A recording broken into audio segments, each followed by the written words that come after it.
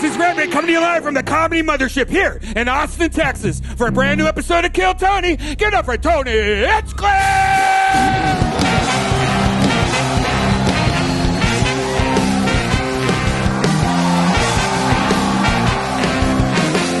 Who's ready for the best fucking night of their lives, huh?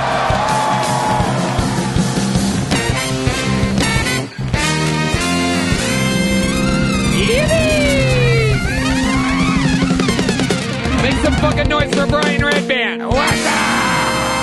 And how about one more time for the best damn band in all the land, ladies and gentlemen. Raul Vallejo, Fernando Castillo, Carlos Sosa, Michael Gonzales, and Nachos Belgrande. The great Matt Muehling on the electric guitar. John Deas, the leader of the band, on the keys. And believe it or not, live in the flesh, this is D Madness, ladies and gentlemen. Oh my God. This episode's brought to you by ExpressVPN, Shopify, and Prize Picks. This episode is unfucking believable. Here's a little bit more from the amazing sponsors that made it all possible.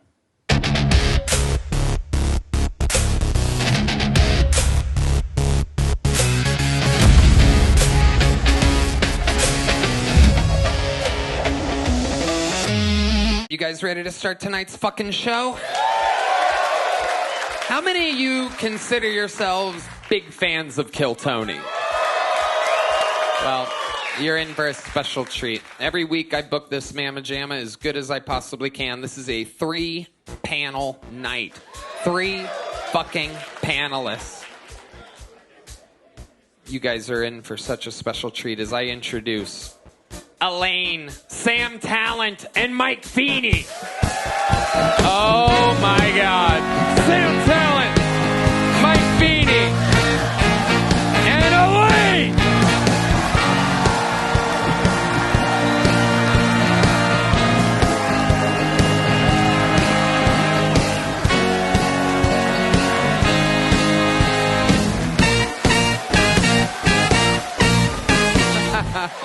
Elaine is here, ladies and gentlemen.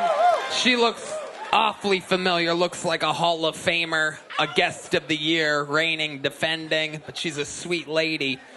Comedy Mothership, how we doing? Make some fucking noise if you feel good about yourself. I can't hear you. Make some fucking noise. Let me just say this real quick. Tony, good to see you. You still look hungry. Redban, you look like you drowned 2 weeks ago.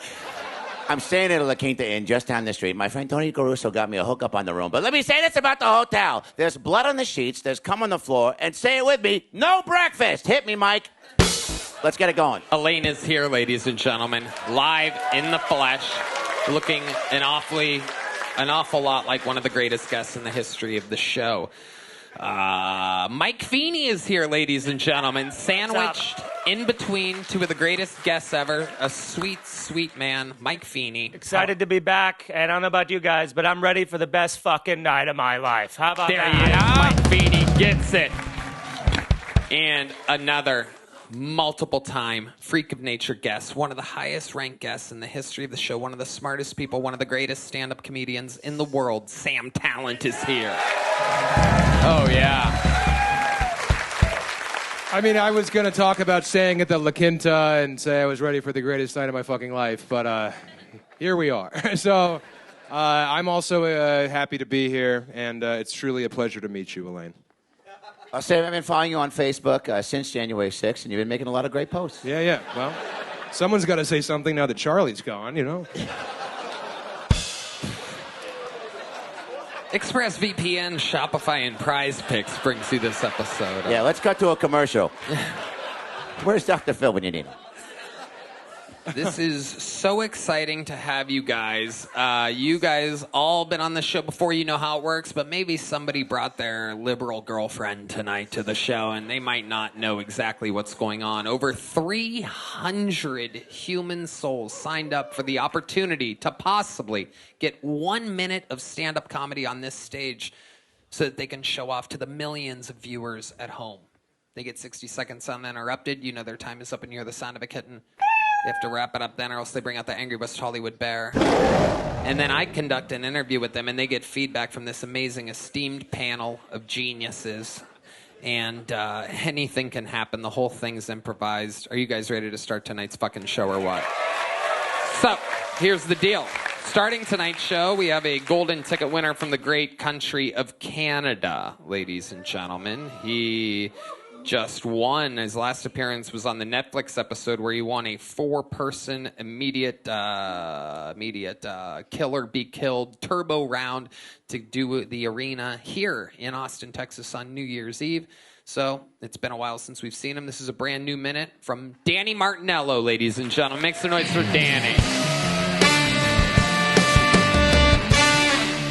I was out in New York City, and while I was there, a couple of my buddies wanted to go on like a rap tour to see where all like the Brooklyn rappers grew up. So we went there, and while we were walking around, my buddy goes, "Hey man, wouldn't it be sick if we had a time machine right now?"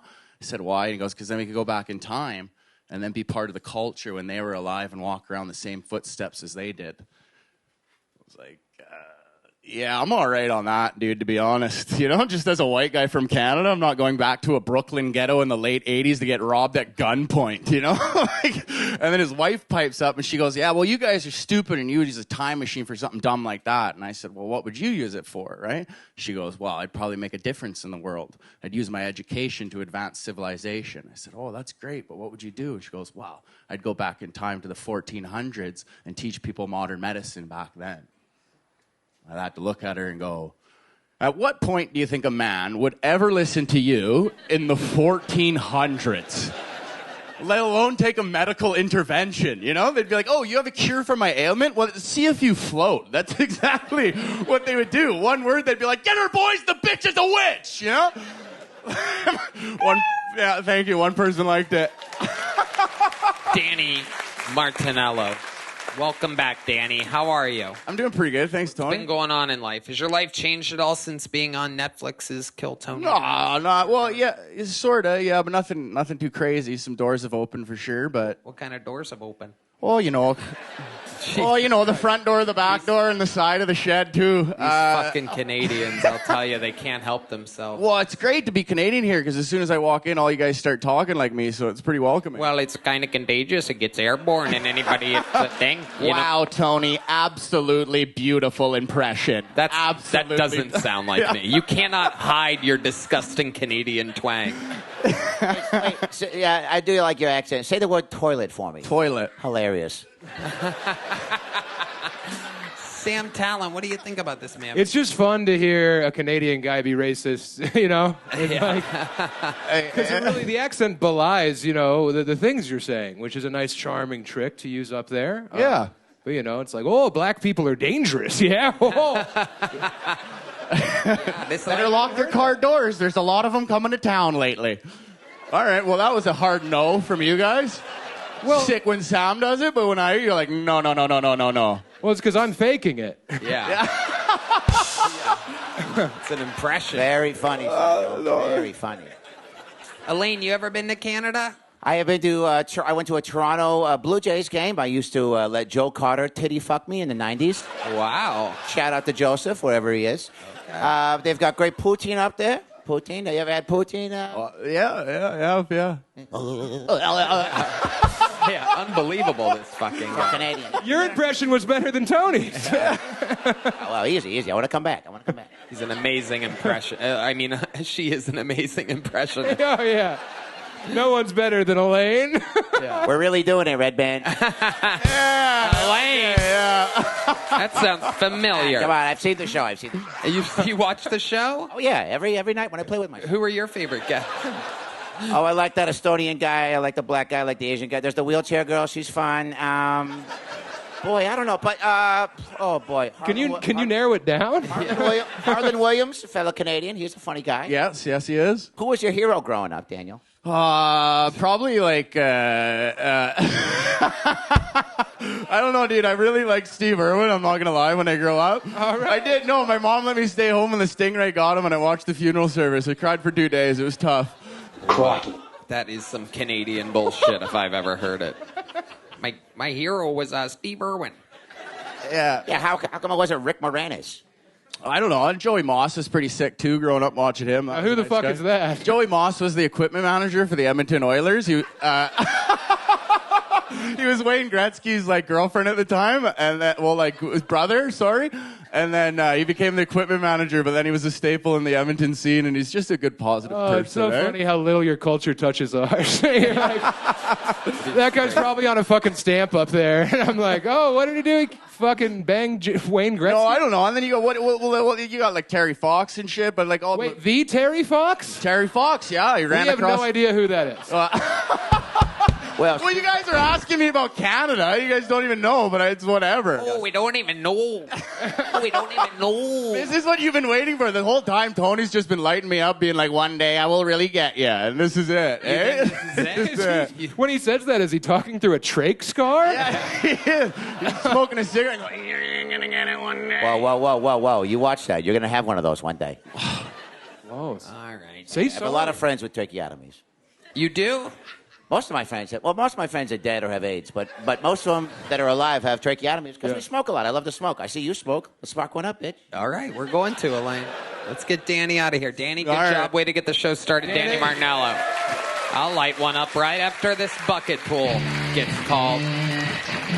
Danny did 60 seconds, but now we're to the bucket. This is where shit gets crazy. We don't know these people. Very rarely have we ever seen them before. Everyone's hoping to have the best possible time of their lives up here. Anything can happen.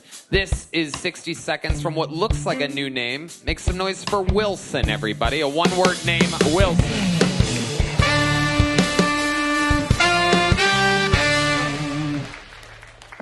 Howdy. How many cans of beer does it take to kill a man? I don't know, but it only took me one to kill that 8-year-old.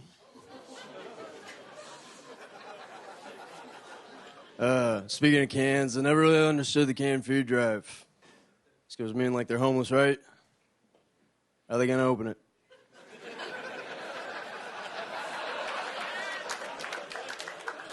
I doubt they have a can opener, much less a stove.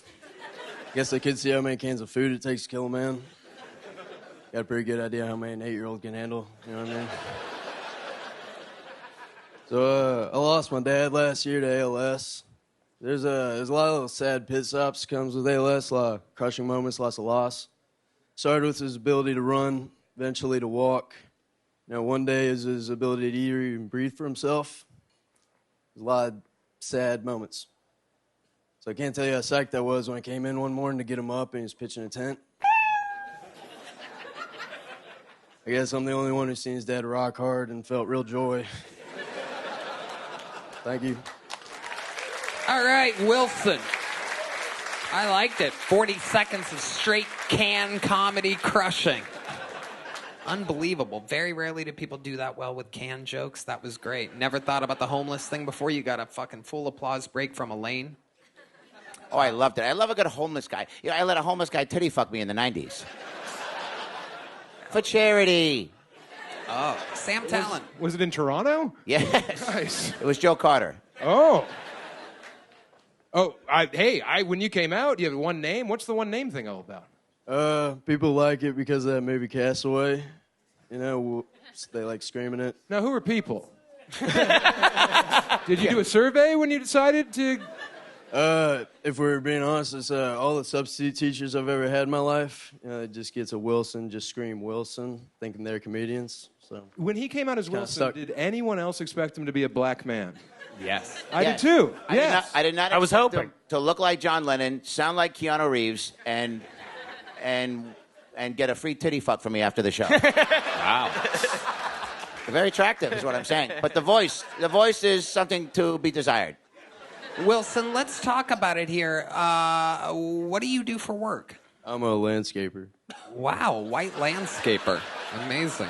The rare bird. Here in Austin? Yes, sir. How long have you lived here? Born and raised. Wow, amazing. How long have you been doing stand-up? Just under a year. Okay. Are you getting sexier as you go? Are you lowering your voice as you're talking? What's in your pocket, a modulator? Yeah, show us your penis. Yeah. Whoa, Elaine. Sorry, that's my new catchphrase. Show- See me at the Tropicana next Thursday through Friday. 2 days. Don't be rude. Show the lady your penis. No, Wilson, don't do it. Don't do it. Don't do it. Don't do it, Wilson. Okay. Quit turning me on, man. We're in front of people. How old are you, Wilson? I am 25. 25. And you've been landscaping the whole time? Yes, I had a few jobs before that. I'm a college dropout. I dropped out to take care of my dad. Okay. When did your dad pass away? Last year. And what was he doing with his life up until that point? So he made all of his money as a real estate owner. He had his own business bailing people out of the 2008 tax crisis, or the housing crisis, sorry. Yeah. And so that's how he made all of his money, buy the loans from the bank and then Got it. cover it. Amazing. ALS, an unbelievably terrible disease. The late, great Michael Lehrer had it, one of the greatest regulars in the history of the show, one of the funniest people and one of my old best friends. It's terrible to watch people go. Is that Lou Gehrig's? Yes, sir. Did he get a tit fuck Elaine because of that? He would have. Yeah, I was about to say. Charity. For charity. Like, my joke was real. His dick did still work for a surprisingly long time. They do work. Michael was banging his nurse down to the finish line. It's wild. Yeah. And he started to say, you remember Michael Lehrer from the show? Yes, yeah. And he started to sound like that. Everybody sounds like that towards the end. How long after his diagnosis did he pass away? 3 years. That's normally the thing. It's terrible. Did anything funny happen in your last hello or goodbye or anything? Well, yeah. Other than his rock hard cock. Yeah. Such his throbbing erection on his deathbed. So when he passed away, I had just gotten back from going out with my girlfriend, and so he had passed before I was able to say bye.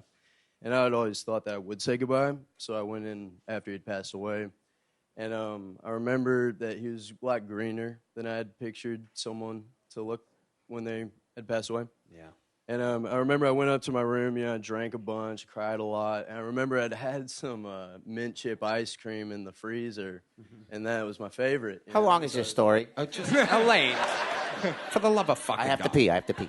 Jesus fucking Christ. So I went down to get the mint chip ice cream to eat it. I thought it'd make me feel better, and I picked it up. It's empty. And I remembered how green his lips were, and for a little bit I was more mad about that than not saying goodbye. I was like, you fucking ate my mint chip ice cream, then fucking died? There it is. I love that. I love that, Will. Circle gets a square. Yeah. Tell us something else crazy about you or your life. You have any special skills, talents, hobbies, anything? Yeah. Love hunting, love fishing. I'm a beekeeper.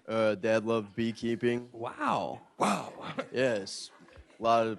Can you look me in the eyes while you talk? Yeah, of course. Yeah. Because I'm pretty close. Yeah, man. For sure. I would love to shave your head. Ladies, am I wrong? I've never felt more alone. All right, hey. Yeah. Never mind. Yeah, you're kind of dreamy, Wilson. No, I get that a lot from men, for sure. So I'm just another slut. But you have a girlfriend full time? I do. What does she do? She works at a genetic research lab. Is that where you were made? Yeah, I wish, right? Then I wouldn't have a dead dad. Wow. Fucking Christ. Way to suck the energy out of the room. Son of a bitch. Wait, how many bees do you keep at once? I was just kidding. I don't give a fuck. All right, you give a fuck. We're not going to be keeping you any longer. Wilson, great performance. Here's the big joke book. Here you go, my friend. Wilson, ladies and gentlemen. A fantastic bucket pool representing the bucket tonight where anything can happen. That's his Kill Tony debut. Oh, my God.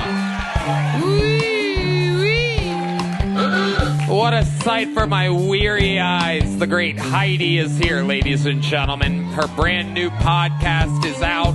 HeidiRegina.com. Hello. This podcast is sponsored by Talkspace. Talkspace is the #1 rated online therapy, bringing you professional support from licensed therapists and psychiatrists that you can access anytime, anywhere. It is in-network. Talkspace is covered by most insurers, and most insured members pay a copay of $0. Switch providers at no extra cost. Find the licensed provider that fits your needs. Talkspace is affordable, even out of pocket. Therapy can be costly, but the part of the mission of Talkspace is to provide quality care that is accessible whether or not you are insured. Talkspace makes getting the help you need easy, accessible, and affordable. Redban. Tony, I love Talkspace, and I think they're providing some of the best mental health treatment out there. Therapy has been so transformative in my own life, and I can't recommend it enough. And as a listener of this podcast, you'll get $80 off your first month with Talkspace when you go to Talkspace.com/Tony and enter promo code SPACE80. That's SPACE80 to match with a licensed therapist today. Go to Talkspace.com/Tony and enter the promo code SPACE80. Hello there. This episode is brought to you by Prize Picks. Look, I make big decisions every day, but on Prize Picks, being right can get you paid. How about that? Don't miss any of the excitement with Prize Picks this season, where it's good to be right. It's so fun and simple to play.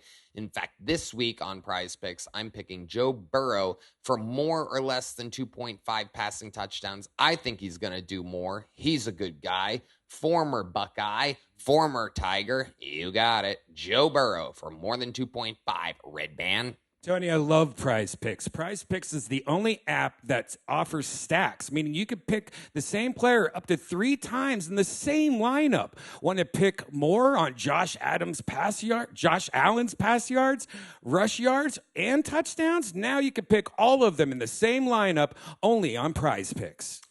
Yes, Prize Picks, without a doubt, is the best. And you can follow other Prize Picks players directly on the app and copy their lineups in one click, whether it's a friend, a celebrity partner, or just someone whose picks you like.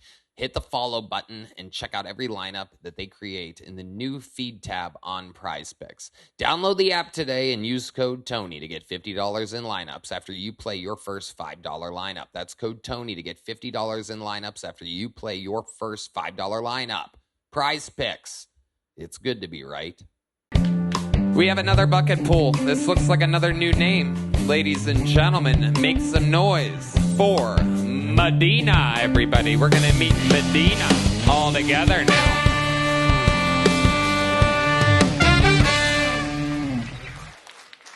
Hey, guys. So you can probably tell by looking at me, my pronouns are USA. I usually walk out to Bruce Springsteen, Born in the USA, just in case. They had my passport back there. I identify as biracial because my dad is black and my mom is African American. But my body is gentrifying itself.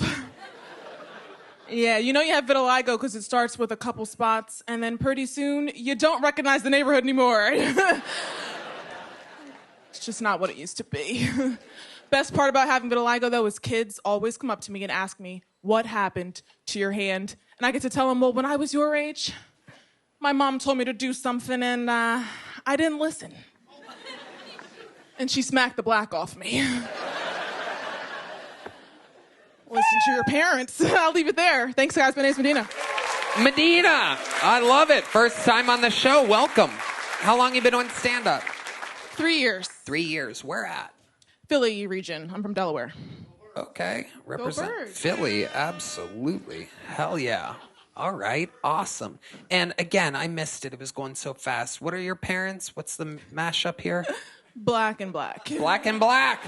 Okay. Black and black. All right. So the burqa kind of comes out of nowhere there. Yeah, think Malcolm X. Okay. Yeah. I always do.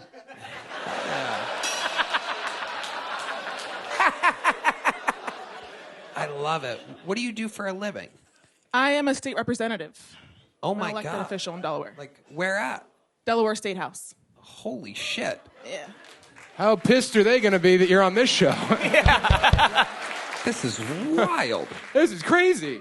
Yeah. Not only. And I just had my birthday and I'm getting divorced. Whoa, I love it. Hell yeah. So the relationship, like your skin, was a bit patchy, a little bit. Nice. That was Hell okay. Yeah. How long were you married to this guy? 12 years. 12 years. Oh my God. Why did it end? Can I ask? Well, I'll just tell you, a week after we separated, my eyelids started filling in. So, like, my skin turned brown again. So. That's a good thing. Is that It's like stress induced. So. Okay. Wait, break that down. So it was like some sort of reverse Sammy Sosa? What are you talking about? Yeah. Yeah.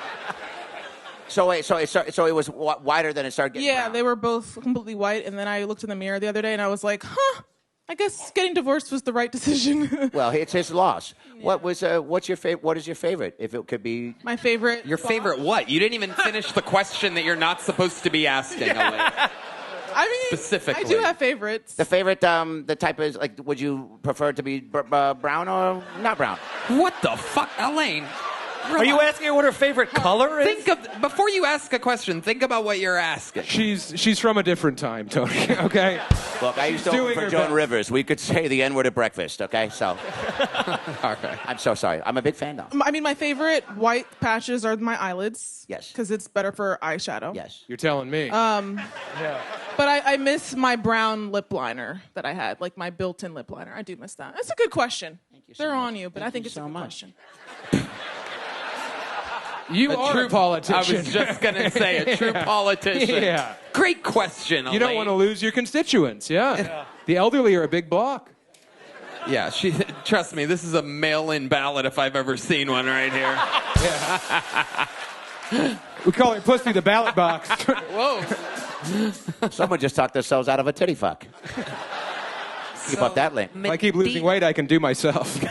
How long have you Prove been? it. Okay. How long have you been a state representative for? I'm going into my 6th year. Oh my God! So tell us about that. Tell us what some things that you didn't expect about that job. We've never had a state representative on the show before. This is amazing. Oh, amazing. Okay. I would say I wish that we had a light. Like, I wish my colleagues only had so much time because they just go on and on. Yeah. What else about it? Democrats and Republicans all suck. Exactly. I agree with that. Rock and roll. People think I'm a Republican all the time. They just think I'm a staunch Republican, but it's not that way at all. No, you're just rich. It happens, man. Common sense centrists that just saw in the last election that there was only one option. You're considered a Democrat, though, correct? Yeah, but Yeah. I'm like very far left. Right. I could tell by the everything. But you have an amazing sense of humor. This is incredible that you would come to this show and do it. So you're taking stand-up very seriously. I took the Greyhound bus. Whoa. You Wow. did? Wow. Was it totally gray or was it kind of... Blue. It was blue. Tell us about the Greyhound bus. ride on the way 7:25 here. a.m. Got on the Greyhound in Fort Worth and stopped in some random town, Hillsborough or something. Okay. Was Waco. there a Buc-ee's there at least? No, there was a Love's. Okay. All right. Well, we love That's going to Buc-ee's tear this around room here. apart. I love it too. Love it. And Go ahead, Elaine. I just went the bus. I've taken the bus many a times. I've been felt up many a times. I've been fingered. I've been. Last time I took the bus from Austin to San Antonio, I was fingered by the bus driver while he was driving. I'll send you a link. But it was. But there's something to be said about the people on the bus. There's so many different flavors and characters. Yes. Did you see anyone that made you go, "Oh, I'm going to write a joke about them"? You know. Yeah. But I'm a politician, so I probably should say that. You're also on a fucking show. And don't get her started on the wheels. I mean, the bus driver, I loved hearing her takes on the world. She's really loud. And she was talking about how, like, he talks about freedom of speech, but apparently not for everybody. And like, she was going in, and I was like, this is the America I love, right? Like, you can have voted for Trump and not agree with everything, just like you can be a Democrat and not suck. Like, exactly. We exist in multiplicities. Absolutely, we all do. We're all meeting in the middle. We are indeed the United States of America, the greatest country in the world. I wish I could vote. That fucking gun thing's caught up to me. I'd love to give you one vote. I won in 2020. I won a primary by 43 votes. So What? every vote counts. Wow. We all know what a primary is, too. What does that mean exactly, Sorry. Sam? I don't get it. I was being facetious. Please, explain. No, we know what a primary is. Oh, I don't. You don't? No, I don't. What the fuck? What's going on with you? I've been eating a lot of raspberries. I don't vote. Well, then surely. I don't like the tyranny of democracy. I believe in freedom. Wow, great. I would love to live in your country, Sam. You do. It's the best one. What? Okay. Where else can all of us hang out? We got fucking these guys over there, you know. Mike Sleeveless. We got a blind black guy. That's worth two. I mean, there's a lot of progress being made up here. Is that fair to say, ma'am? Let's get back to the guests here.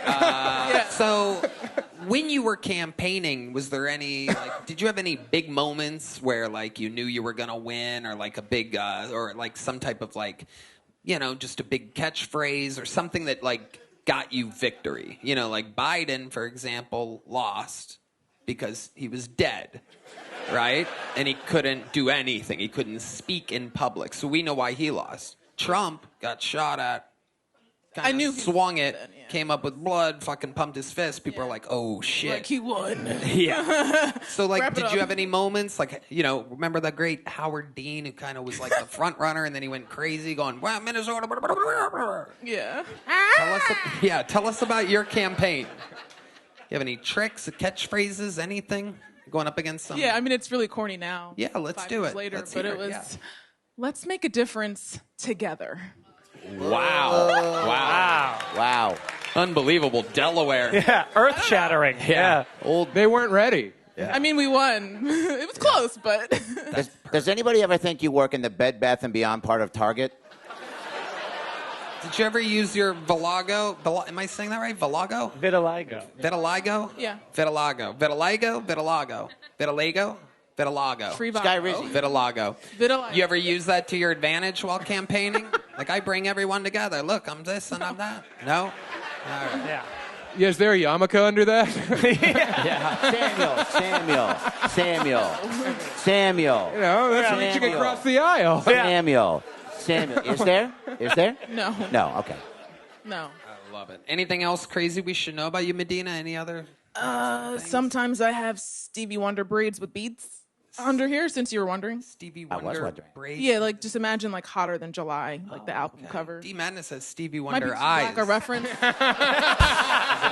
Much different than the hairstyle. I'm actually in a Hootie and the Blowfish cover band called Stevie Wonder's Eyes. Oh, you just knocked a Red Bull on your pussy.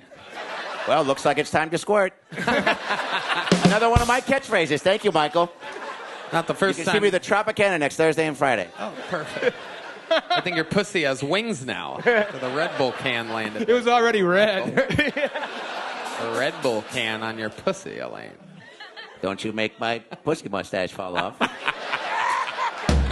Elaine, I didn't hear it hit the floor, though. It's true. It swallowed it up. It drank it. It Hit me with a Stargate suction cup sound. Here we go. Wait. Here, I'll All drop right, it good again. job, Redban. You're fired, Redban. Could have hit any button in the world, and you made a noise with your mouth. You ready? I'll drop it and then do it. Ready, Redban? Ready? here you go, 1, Redban. 2, 3. Perfect.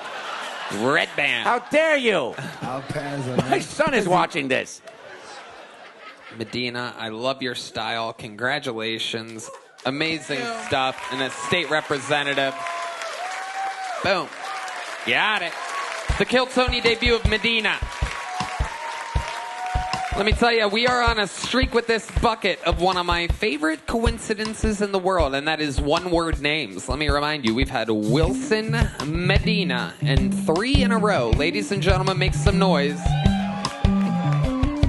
All right, there you go. Awesome. Make some noise for Dex, everybody. It's Dex.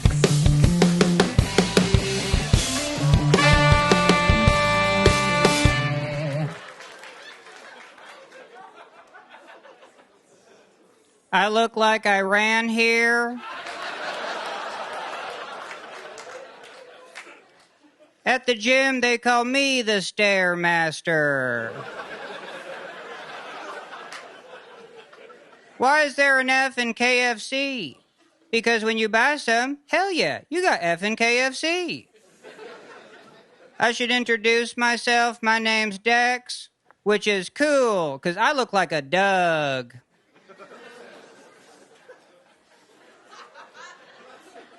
I look like Corinthians 4:20.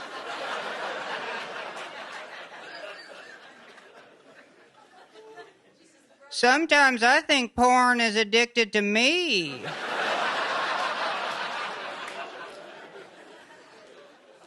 I think Ludacris was real skinny until he started singing Get Out the Way. That's a whey protein joke. Do you know what is really odd? Half of all integers. And that joke about Ludacris, what was that about? All right, Dex. So, minute 15 seconds. One more time for Dex, everybody. Dex, grab that mic. I'm going to interview you now. Hell yeah, dude. Welcome to the show, brother. You have your own style, very defined, very funny. Hell yeah. How long you been doing stand-up? 5 years, too, for real. I love it. Where at? Montana. Okay, and for people with mental illness. Yep. Because I have mental illness. We can tell. What exactly have you been diagnosed with, Dex? Bipolar right after graduating as an engineer. That's got to be tough in the heat. Two can play at this game, Dex.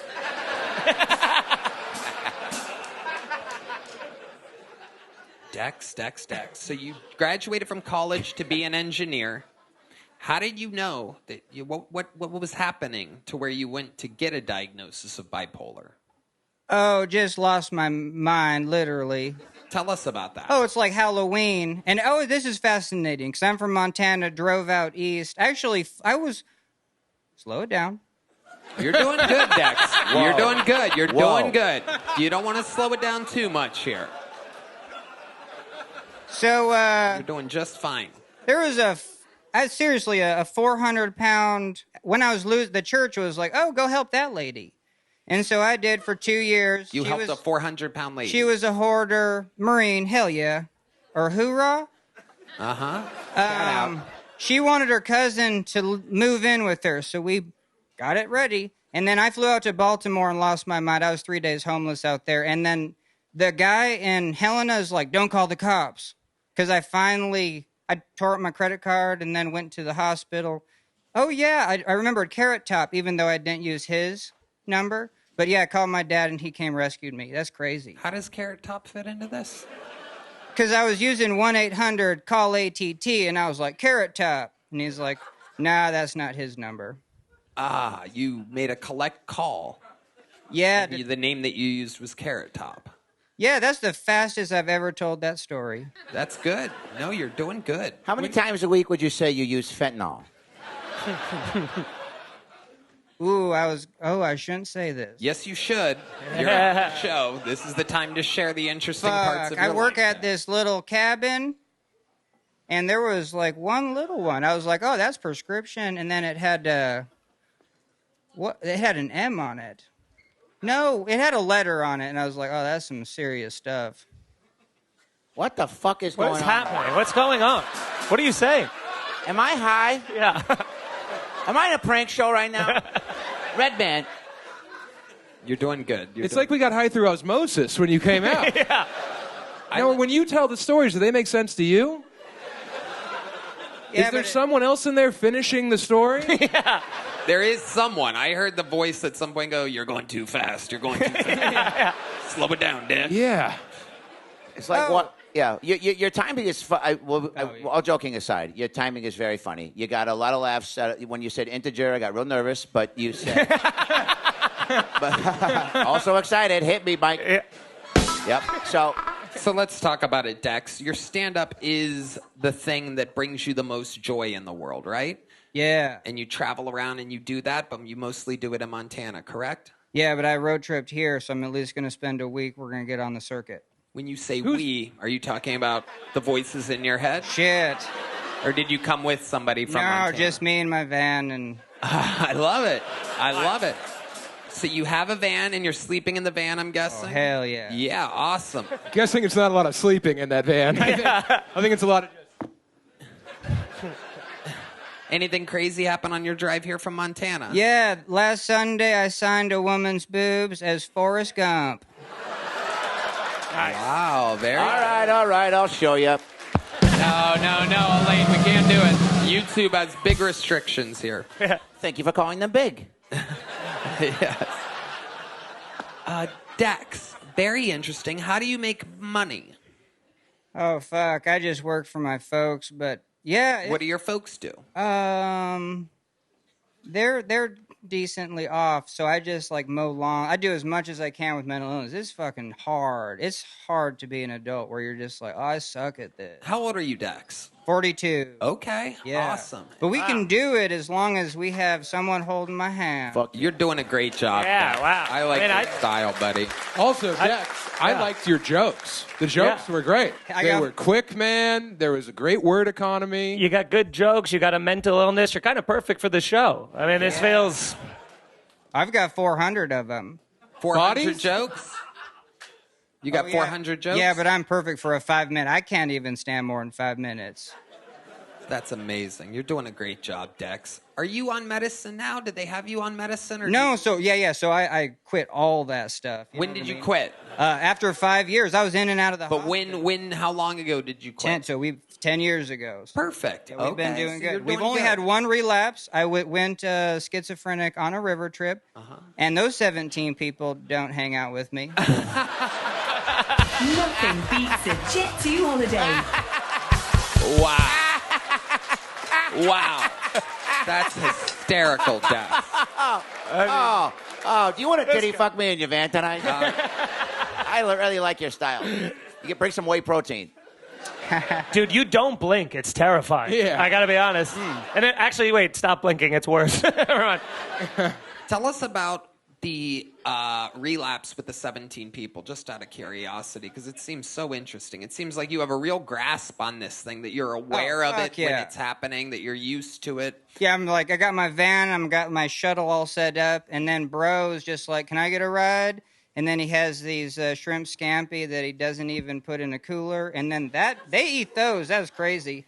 But I just lose every night of sleep on that trip, and then I don't go at no sleep for 6 days. You will lose your mind. And if the your no minds sleep, are... hold on, the no sleep is because of the manic episode or because of drugs? No, just no. I'm zero drugs, so it's just... It was the shrimp scampi. Yeah. So 6 days with no sleep, and then what happened? I see. Yeah, so I could just document it because it's more than drugs. Like, it's crazy. Like, everything's just like, whoa. So what happened on the relapse that you're talking about? Like, what happened? Do you remember what happened to where the people don't want to hang out with you anymore? Or what? Oh, yeah, then they just dropped me off at my parents' house because that's where I have to live with mental illness. And then, I ran. That night, I was like, oh, fuck, it's like a forest scene in here. And then I ran out. I just ran naked. I was going to run into the woods. There we go. Now we're talking. Yeah. This is what I'm looking for. But then there's clarity because, and then I say, fuck you, mom and dad, or something like that. And you're naked at the time? No, actually, I said, they're Catholics. So I was like, I literally said, I'm masturbating. And then I thought my dad was going to run after me, so I'm just booking What? it. And then, Was that the hope? Yeah. Is that how you get off? so I'm getting up the street, and then my neighbor... You guys are interrupting greatness, by the way. Let Dex fucking talk. You three, put the fucking microphones down.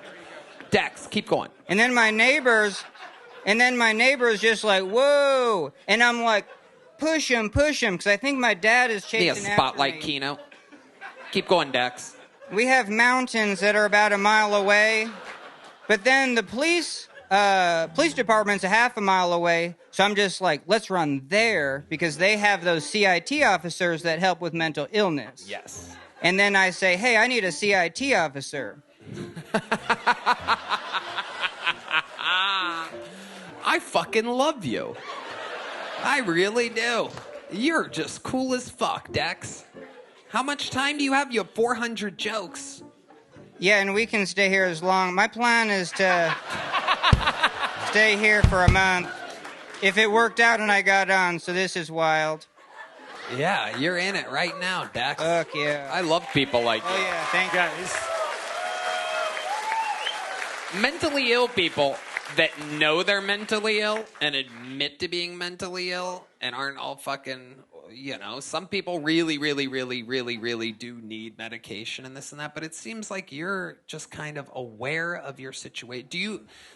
When did that last, what you call a relapse, happen, the river trip? 2017. Right. And since then, nothing? And do you sometimes feel something coming on and make changes? And I dedicated my life to sleep. Sleep was like a bus that you get on, and then I constantly miss that bus. So...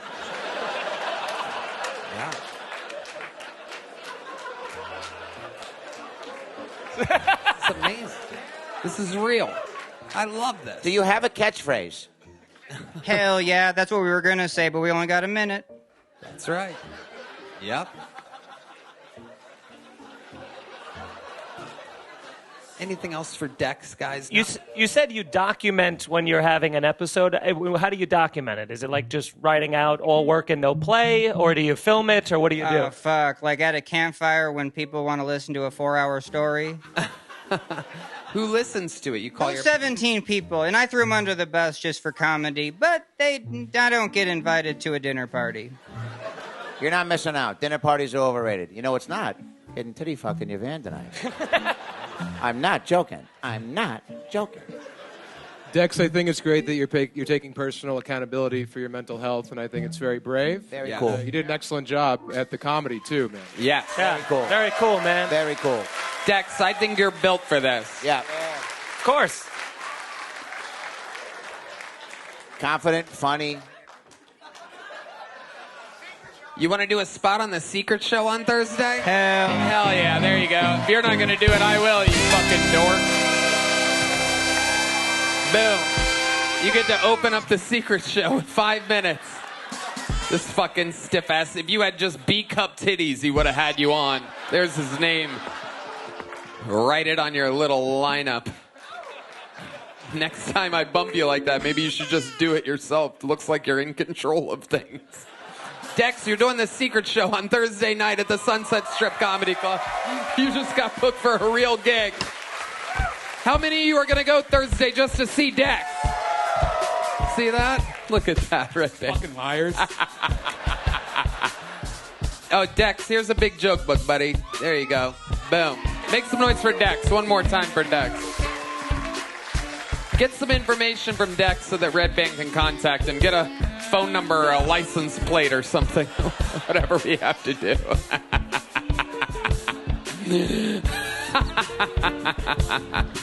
Hello there. This podcast is sponsored by Nicked. Nicked is back, baby. They are our favorite pouches, and this time it's 100% made in the USA, the greatest country in the world. They rebuilt it from the ground up, each single piece of it, all American source. These are higher quality premium ingredients, people. And here's the difference with Nicked. Other brands are using wood pulp, but Nicked uses a coconut fiber blend that actually feels and hits just right. So the only wood pulp is in your pants. Redban? Tony, I love Nick. These pouches are so much better than any of the other ones I've tried. Nick has the best flavors, and they last so much longer. Plus, their pouches don't hurt my sweet little gums like the other brands do. I love Nicked.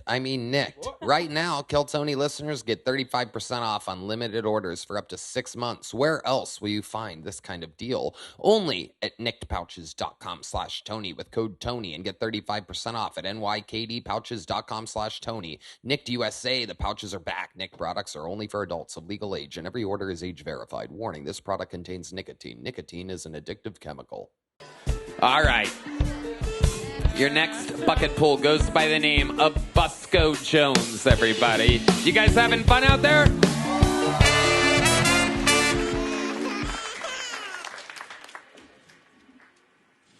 So, for a little while in my 20s, I thought I was gay. Right? Turned out, though, I was just really, really bad with the women. I am what my daughter's generation would have called a simp, which all that means is just being nice to women. Which, if you know anything about your teens and 20s, women don't want that, or they're not interested in that. So I learned how to become an asshole, and now I am a father of 3 with 2 women. So it worked out. My wife is bi, polar, not the fun one. It is entertaining a little bit. It's like a psycho thriller, though, not like sexy, cool, fun type of thing going on. So I am married. Anybody happily married in here? Bunch of lying motherfuckers. I didn't get married to be happy. Marriage is not it rhymes with mortgage. It's not a happy word. Like, you know what a happy word is? Mistress. It's mysterious. It's short, fun. I've been Busco Jones. Thank y'all very much. Busco.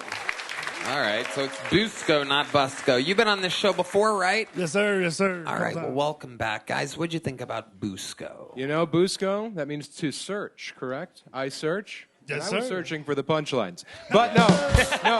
Busco, here's what I think, man. You have a confidence and you're like calm. Right. It's just when the jokes catch up to that, I think you're really going to have something, you know? Yeah. I mean that. I'm trying to give you... No. Because you're not nervous. It's like you're like laid back, you know? I think you're engaging. It's just when the jokes get there, man, I think there's going to be something special. Although you are also sweating, though, pretty profusely. You're dripping. What? Yeah, you're way dripping. more nervous than you're telling me. Really? But I appreciate that. That's I very- didn't see until you turned that your face reassuring. looks glazed like a hand. So wet. Just so wet. I happen to think you were very confident. You do have Chili's bouncer energy. Nice. Thank you. Which is a Elaine. compliment. But you came out, you grabbed the mic, you knew where to put it, and you knew where to, you put one foot in front of the other. But Sam's right, the jokes, it's going to take time. How long have you been doing stand-up comedy? Open mics for about 10 years. You go to Chili's a lot, Elaine? Oh, my God, I practically live there. You got a coupon? What do you get? What do you get when you go there? That's a personal question. Why don't The you shrimp scampi. Hit me, Mike. Thank you. Unbelievably amazing. Busco, you've been on the show once or twice before? Twice. Okay. Tell us something about you that we didn't learn the other times you were on. You've been on before. I remember all the sets have kind of been just okay, and then whatever. Fair enough. So you've had some time to think about this. The most interesting thing, You sign up every week? No, I can't get down here every week, but whenever I get down here, I sign up for sure. It sounds lame. I'm a father of twins. That's it? Just those two? That's pretty cool. I mean, that's fun. Okay, if you have to tell us how cool it is, then. Imagine we don't know why it's cool. No. I'm a successful real estate agent, which is You do the comedy of a successful real estate agent. Exactly. I'm no longer at the pizza place anymore, which is great. Y'all gave them a huge bump. Did you get fired from that? No, I quit. I was good. I was only there for like 2 years just for kind of fun. Is that your real estate company on the shirt? Yeah, yes, sir. Is that why you came out here to just be a human billboard for 60 seconds? This is a capitalist society. I'm not against that. It wouldn't hurt, but I'm still trying. Other than the fact that you coincidentally made twins with your sperm, is there anything else interesting about you that we don't know or about your entire life? No, man, I can't beat Dex, dude. That dude, you are correct. You that's can't. Insane. You already have a little joke book, right? Yeah. Go fill it up with good jokes, Busco. There he goes, Busco Jones, everybody. Some interviews go longer. Some I just fly right through. That's one of those short interviews. We are going to go with a very special treat. This is this guy's Kill Tony debut. He came recommended by Shane Gillis, James McCann, and Sam Tallent. He's visiting from Perth, Australia. This is the Kill Tony debut of Andrew Wolf.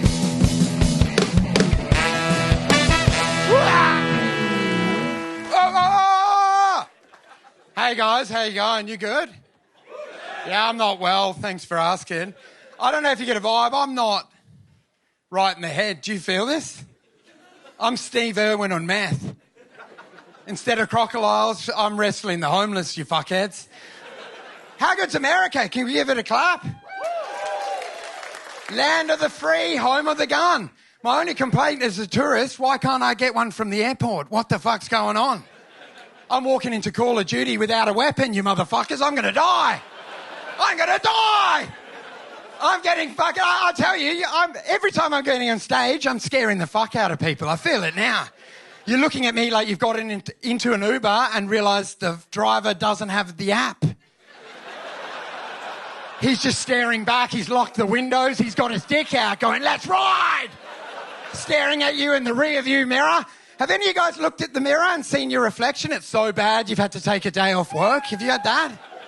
Spend the day fucking... I just want to be more comfortable in my body. Are you guys comfortable in your bodies? Not everyone gets it. My ex's mother-in-law, she had plastic surgery at 67. 67, is that leaving it a bit late?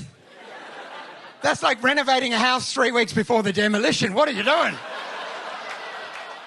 She got a boob job. That's like taping 2 balloons to a skeleton. Holy fuck! It's Halloween! It's a house of horrors with 2 ghosts in front.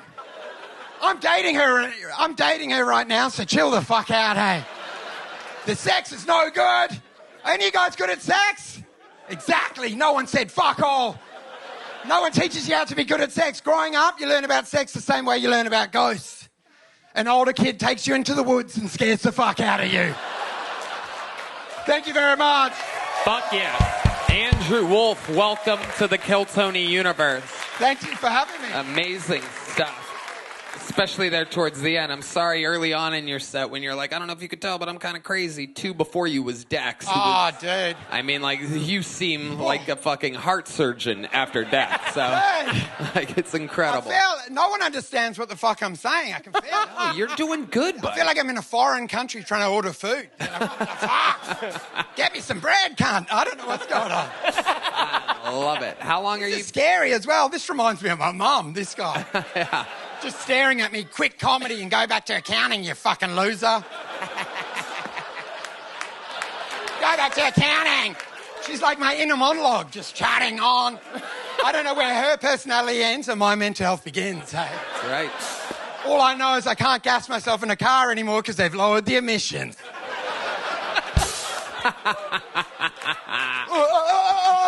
Yeah. I fucking love it. Yeah, man.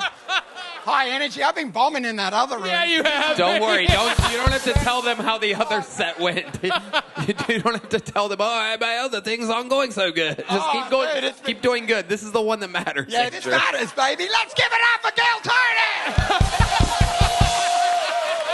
How long you been doing stand-up? Oh, 2012. Long enough to quit, dude. I should have given up. No, you're doing great. Nothing's happened for me. How long? I do live in the most isolated city in the world, so no one's seen me. So. That's true. Perth. Who knows? It might change now, guys. Perth, specifically used in the movie Kill Bill, because it is such an isolated city that's where the lead assassin Bill supposedly moved to. It's like known for being an isolated city. Tell us about Perth. Fuck, it's a scary place, guys, hey. Everyone from Perth's called sand gropers in Australia. Oh. I don't know if you know the word groper, but that's a word for sexual assault. Yeah. That means sexual assault, so that says it all. But Jack Della Madalena's from there.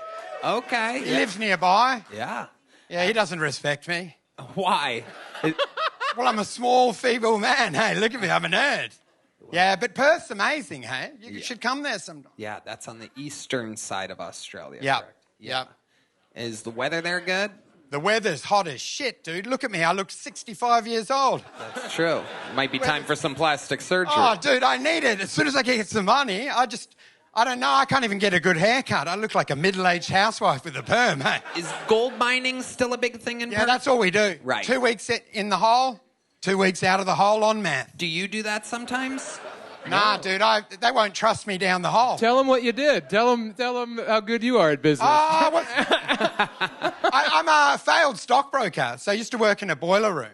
We do 300 calls a day. Yeah, convincing retirees to give us their life savings. So. And it didn't work out for you? It didn't work out for me or for them, to be honest. But it almost worked out for you, right? They ring up and the stocks are down. I'm like, well, you got to spend money to make money. We're down 90%. We're going to come good from here, Cheryl. Wow, poor Cheryl. Poor fucking Cheryl. No, I'm out of that now. So. Yeah, why? What happened to the last? Tell that story you told me that I cried and threw up. Well, yeah. I actually did well at stockbroking. I used to have 5 houses, had some money, but turns out bipolar's a hell of a drug, hey? It fucked me up. You're bipolar too? Yeah, type 2. They diagnosed you? Type 2. Redban has type 2 as well. Yeah. Yeah. Hey, all right. You're bigger we than go. me, motherfucker. No, Yeah, he's man. not anymore. He changed his life around, which you could do at any point. Sam Tallent looks fantastic. Yeah, he looks Great. Great. Redban's trying to do Sam's fat jokes from a year ago. Hey, you're fatter than me. Sam looks amazing. He looks a bit like the wizard from the scarecrow from The Wizard of Oz, to be honest. Wow. Oh, that's too mean. Yeah, Fuck, that's a brand new movie over in Perth, Australia. Just got that one. Dude, I had some early good jokes and now I'm fucking bottling. No, you're doing good. I love how hyper aware you are. Yeah. Do you take any... Oh, my God. Sorry, they choked on a pube. Do you take anything before you go on stage, or is this all raw, natural excitement? Yeah, I'm just, like, frenetic all the time. Just panicky. Yeah, you are. I'm not comfortable in my own skin, to be honest. I'm like O.J. Simpson's hand in a glove. Hey, not comfortable in your own skin. Tell me about it. not comfortable. Did you tell the story that Sam wanted you to tell about? You got to tell that story. I don't remember the story. You tell the story. So you lost, like, fucking what? Millions of dollars on the stock market. Yeah. And then you called the suicide hotline in Australia. And they sent a guy over to your house. And you did. And what happened? Well, he came there in white gloves on a scooter, and I said... And he was meant to be medicating me, and I said, like, I've lost all this money. I lost $1.4 million. And he was like, $1.4 million? That's so bad. If I had $1.4 million, I'd quit this job and leave immediately. And it's like, you're not fucking helping it, you motherfucker. Yeah, that's basically what happened, man. That is a great story. Sam, do you have any other of his stories that he could tell? Yeah, he's better at the stories. You had to tell half the story before he's like, oh, yeah, I remember that happened to me. I mean, dude, this guy, like, he's open for me in Australia, and you do not want to fucking follow this guy. It's brutal. You're a killer. But he gets here Monday, and I text Egit, and I'm like, hey, my buddy's in town. McCann tells him, you get on over there. You fucking... Holy shit. Yeah. It's bad. Yeah, you bombed horrifically. So bad that you texted me, so sorry, mate. Straight on my way to the airport. Yeah. I was in America for 24 hours. I've ruined your good name. You worked so hard to build this. And now I've ruined it. I've dragged it through the mud. And I said, fuck, I wish I had my money back. Yeah, you did. So then I text Egit, and I'm like, oh, sorry about my guy. He said he bombed. And he was like, well, many people in the room would agree with that. Oh. I thought he was delightful. Yeah. Oh. He said my set was cute. Oh, that's a ringing endorsement. But we say the C word quite a lot. You'd have to beep it out. Yeah. Every second line, because you're performing to minors. Do you know what I mean? Yeah, in Perth you are. They're all on the ground. Minors don't really understand. You know, they've seen... What? Where are these minors at that you think Yeah, are what? out there? What, underage people or the minors? I don't know. You tell me. You said it. Mining people that go down the hole. Right. Do you know, they're pretty dumb. You just got to do sounds and movement. Still don't know which one you're talking about. Yeah, I don't... Whoa, whoa, whoa, whoa! Oh, okay. Now I got it, for That's sure. comedy in Perth. I love it. I kill over there, you fucks. You're doing Catchphrase. great. Yeah. How many other shirts like that do you have? What's this? I'll say it in slower in English. Sorry, how many Mom. other What's shirts going do on? you... No, how many other shirts like that do you have? I like your shirt. I've only got one shirt. I lost everything, I told you. Perfect. Truly That's it for me. I'm sleeping in this. I'm living in this. I'm going to fucking get buried in this. Let's be honest. Unbelievable. I love it. It's a great shirt. Great shirt. Thanks, mate. Absolutely. So how long are you in America for? I leave tomorrow, but I'm coming back, unfortunately, for you guys. When are you coming back? As soon as possible. But why are you leaving then? Oh, well, I've got to get the visa sorted, so it's in process. Oh, People are helping out. All right. You get a MasterCard. They take it 99% of places. Very funny, Samuel. Fuck yeah. Thank you so much for I having think me you're on, man. absolutely hilarious. Congratulations, Andrew Wolf. Thank you very much. Amazing stuff. Here, take a big joke book with you. That'll help with your visa. Yes. Sell it in Perth. All right. Hell yeah. There he is. The great Andrew Wolf. Between him... Oh, my God. The legend.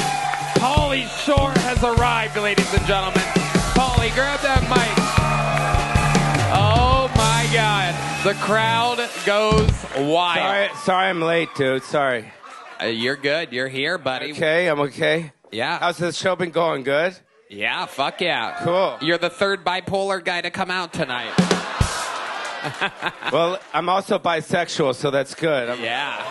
It's all happening. We love you, Paulie. What's going on, buddy? I don't know if you guys know this. Rob Schneider's the what, you said? Front runner for He's guest the of the front year. runner for Guest of the Year. Yeah. That's pretty fucking cool. Last year was Harlan Williams. Yeah. And next year's going to be fucking Adam Ray. No, the year before that was Adam Ray. The Oh, first shit, guest sorry. of the year was Adam Ray. Second was Harlan Williams. Give it up for Redban. What's up, bro? All right. He's our Good friend. save, Goldberg. A friend of mine saw you yesterday. Were you at a convention yesterday? I was hanging out with our friends down there. I was down. What was the convention? Was it a 90s convention or something? Was Mario Lopez there? Was it a Meet Your Heroes from the late 80s convention? You know, many years ago, Tony, I did several films that touched America's heart. Yes, you are absolutely correct. I agree completely. Elaine, sit down. So several years later, here we are. It still resonates, so that's why we go there and we give back. The Jews call it a mitzvah. We give back, you know what I mean? We give it back, so it's nice. Paulie, yeah. do you have something very heavy in that pocket?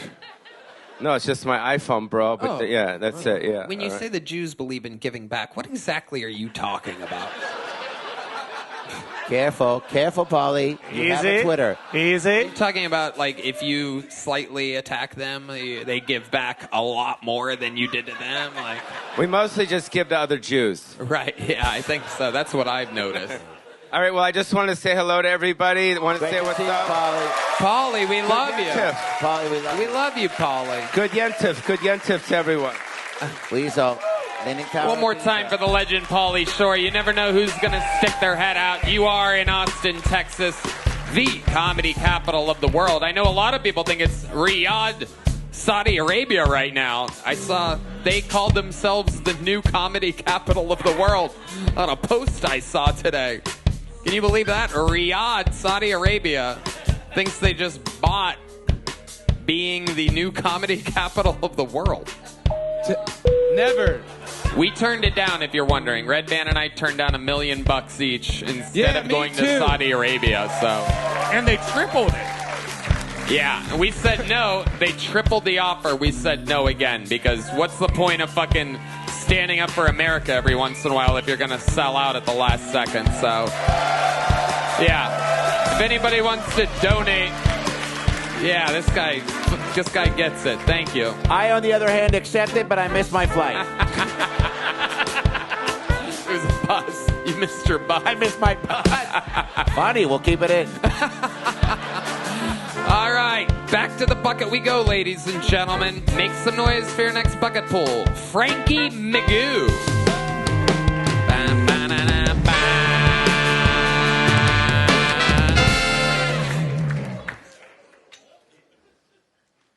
You have no idea how much shit is on your MacBook Pro in which you haven't deleted yet.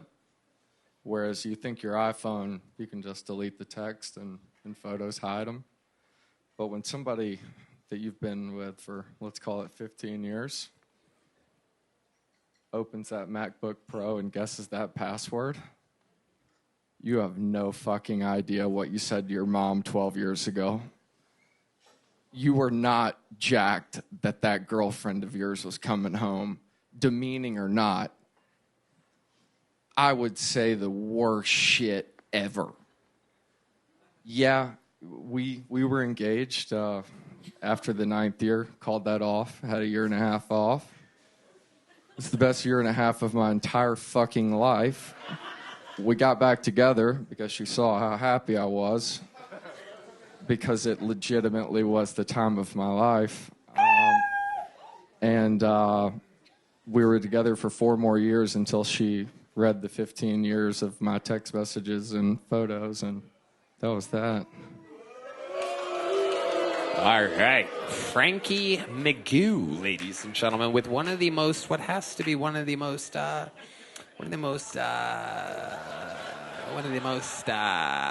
do I, what do I say?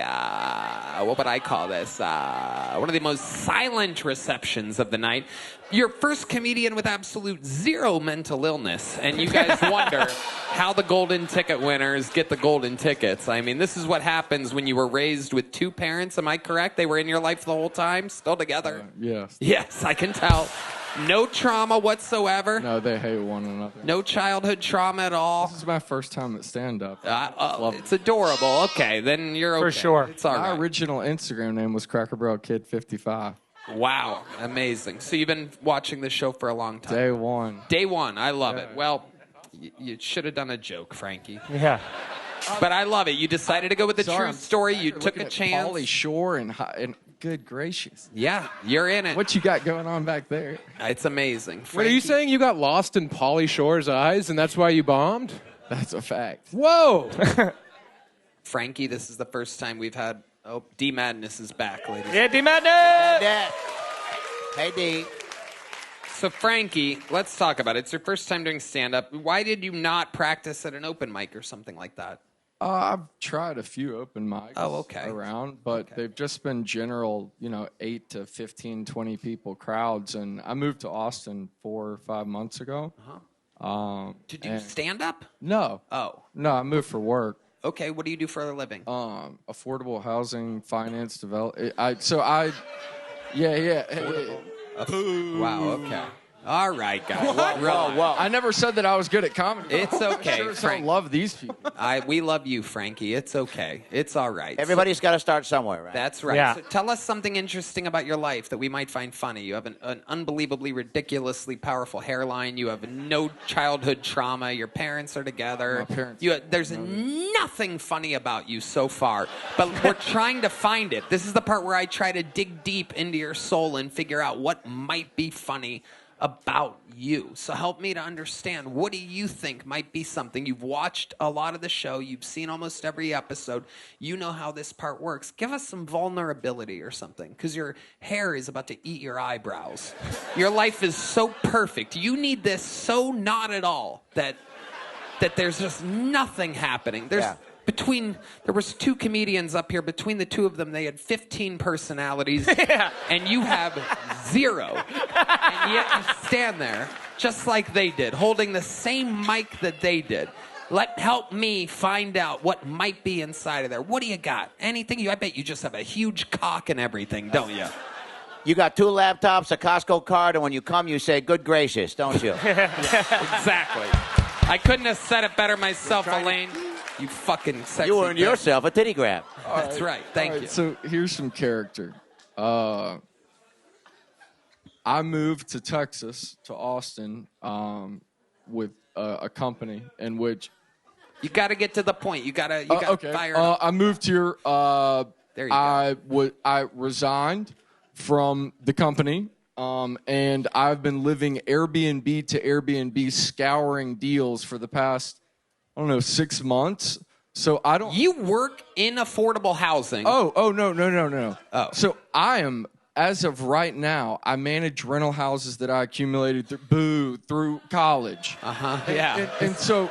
Yeah. And so, if you tell them to boo, they're definitely going to boo, by the way. That's rule number 1 is don't tell them to boo.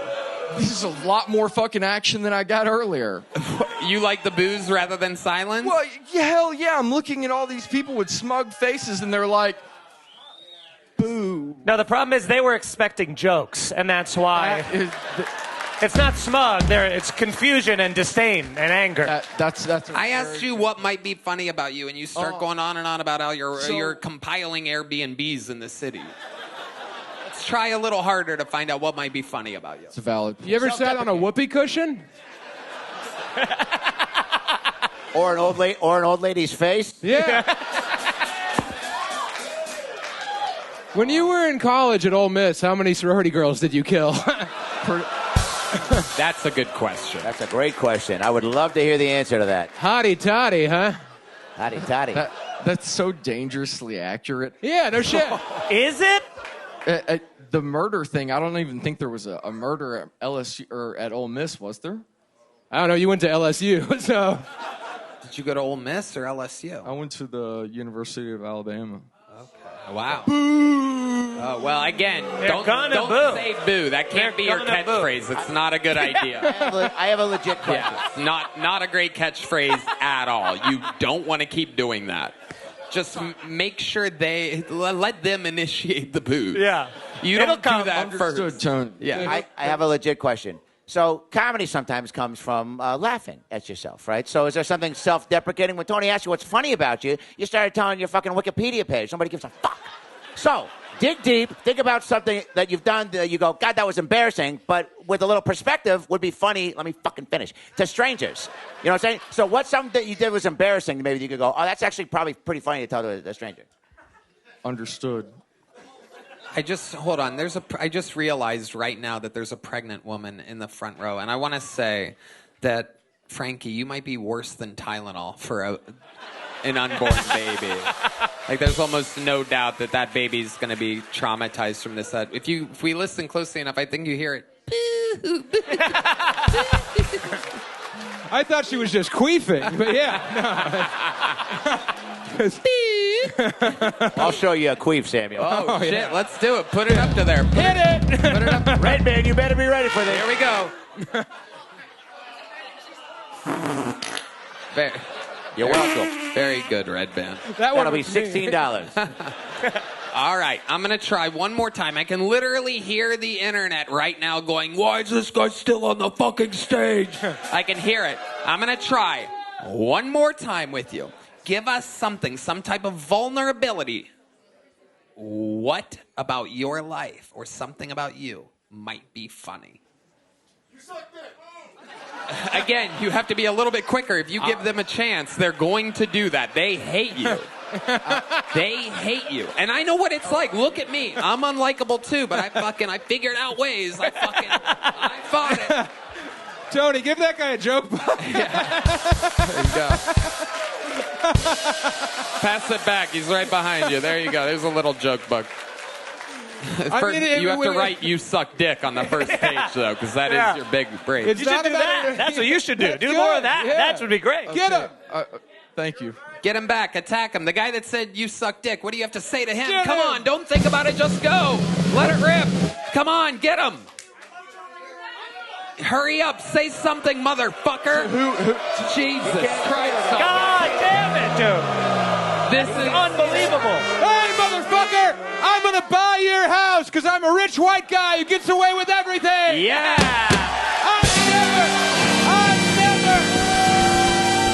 I've never known pain in my entire life. I roll through life with perfect teeth and skin that a woman would kill for. I don't need this shit from you, pig. This is it. Get in there. Dude, fucking say it. Okay, listen. What I have to say. Say something. Fuck you.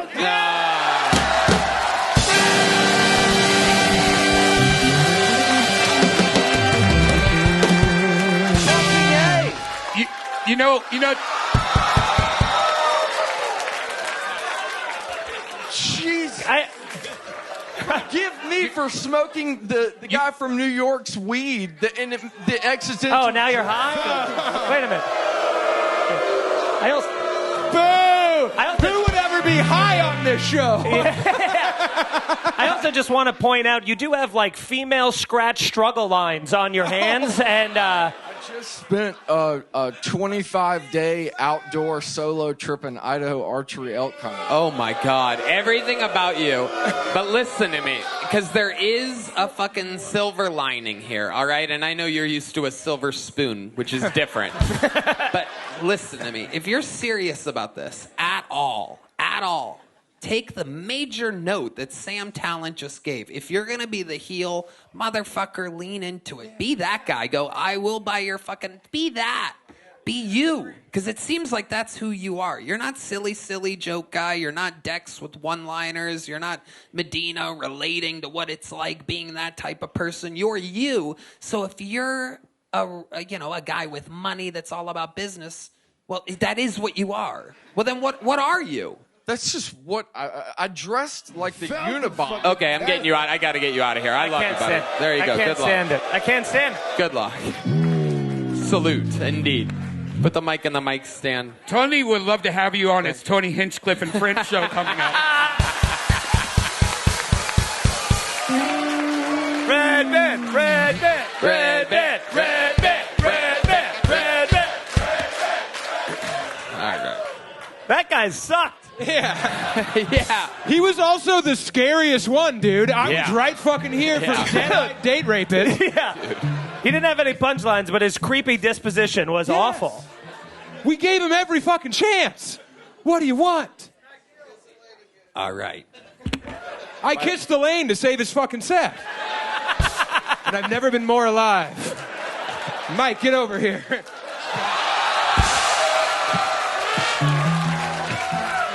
D-Madness, you would hate this. What the fuck? Give me some of that. Oh, my God.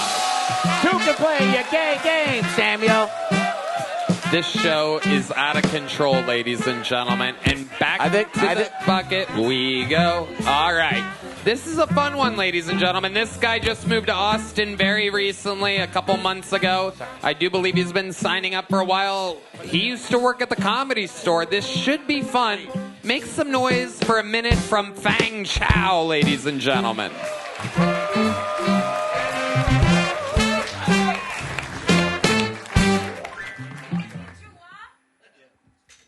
Stop it. That's not my language. I speak English, okay? Let's go. In the middle of the pandemic, people start to hate Asians in this country. A lot of bitch-ass Asians were scared. My Chinese mother was one of them. She called me up. She goes, "Hey, Fang Chow, don't go outside. It's dangerous." I'm like, "Mom, don't be a little bitch. I'm not afraid of being Asian." As a matter of fact, I've never been so proud of being Chinese. Because Chinese people make #1 virus, kill everybody.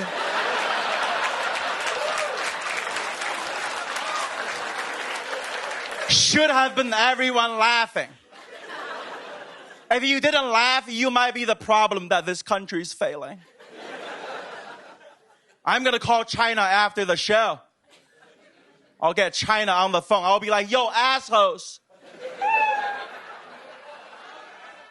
Upgrade our virus." Thank you. Fang Chow, the pride of Beijing, China, and Los Angeles, California, and now Austin, Texas. Welcome to the show, Fang Chow. Yes, sir. You've been my Chinese friend for a while. When did you start at the Comedy Store? This is the real Fang Chow. Yeah, I've been Tony's friend for a while, yeah.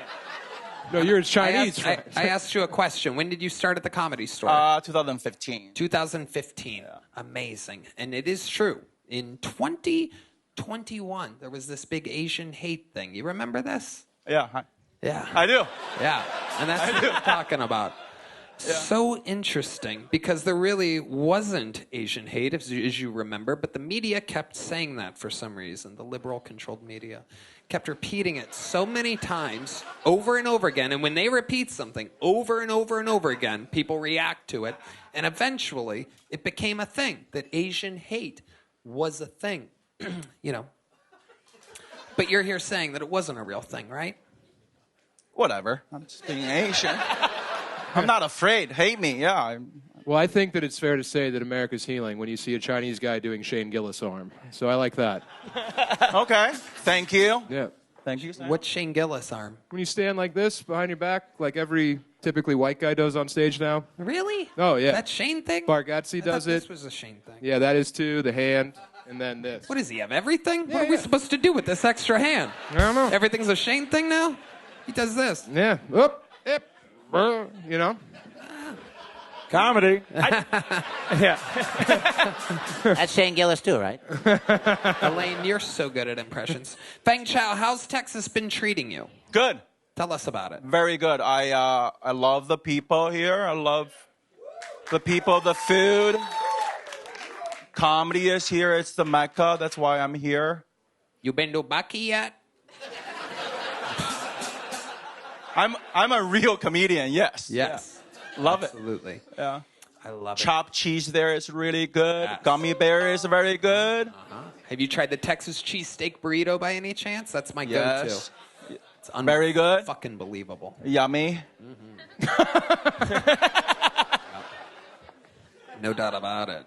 What else is going on, Fang Chow? You got a girlfriend? What's going on? I do. Yeah? I Tell do. us about it. I do. Beautiful lady. I got a beautiful lady. Smarter than me. Okay. I'm not afraid of smarter ladies in my life. I'm an idiot, right? I barely speak the language. I need someone to guide my life. Got a lady. Okay. Very politically correct answers I'm getting from you. I know. Anything crazy about your life that you want to share with the people out here? Anything crazy? Oh, bird flu. Yeah, okay. Yeah, watch out, yeah. 3 people died in the front row. Yeah. I'm not sorry. Your immune system is not my fucking problem. Anything crazy? I got stabbed during Asian hate. There you go. Let's talk about that. That's kind of crazy. Let's talk about that. What exactly happened? You were at a sushi restaurant and a knife fell down. What happened exactly? Tell us about this Asian hate. I got stabbed by a next door neighbor. Okay, for what? For being Chinese. Okay, can you paint the picture a little bit for us there, super victim?